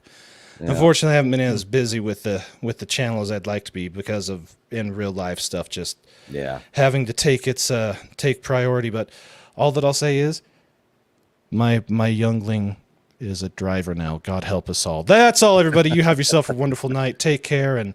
Be sure to like, share, subscribe, pass this along, join the Discord, and toss out those emojis. Do like all these the little things. emojis here. You gotta toss them out. Do all the things. Well, Nick, we have 3-starred things we need to knock out, and I think we should close it down. Yeah. Yep. Good seeing you, Brandon. Good seeing you guys. Take care, everybody. We'll see you. Take care. See ya. Well, we already got one of them. All right. Awesome. Sutton Creek Productions for $5 Canadian. We haven't gotten any Zambukis in a while. No, I haven't seen any Zambukis come through. I would love a remake of Robot Jocks, but I don't think Hollywood is capable of remaking a movie without mucking it up in the worst way possible. I 100% agree. Like me and the guys were talking earlier, anything that they're coming out with, we're just kind of cautiously optimistic, but we're never, there's not anything that they're doing or that gets announced. We're like, oh my God, this is going to be awesome, because so much stuff has come out that has just been, that people have been excited that they're doing and that they're working on, but it just hasn't lived up to, the standards that the audience has for it. And then the flip side is true. Something like Transformers 1 comes out that I was so convinced was going to be awful. And I really ended up liking it. And Coach really liked it. I'm gonna go see it a second time. I loved it. Oh, you saw it too, Knee Pain? Yeah, I loved it. It was just fun. Yeah. So when it's funny because when the trailer came out, Coach reviewed it for the channel here and basically shit all over it. Well, it's a bad trailer. Yeah, and I watched it and I was like, God, this looks like crap, man. Like this is gonna be just trash.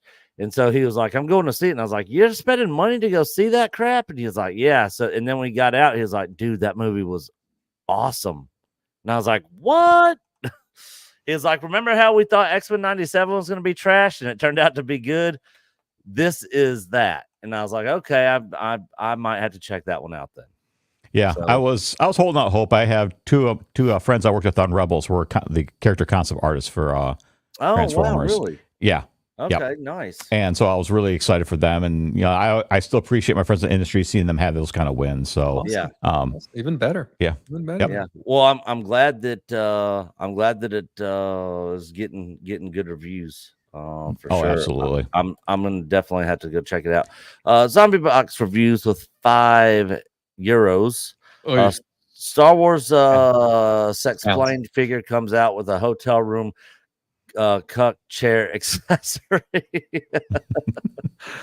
Oh man. Yikes. Him and Molly are getting destroyed out there. I mean destroyed. They are a dying channel.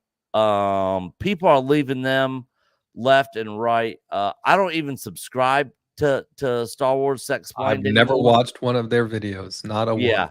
But every once in a while, I'll go over there just to see what kind of crap they're saying. And every single time I go over there, it is just just shill, like hardcore shill.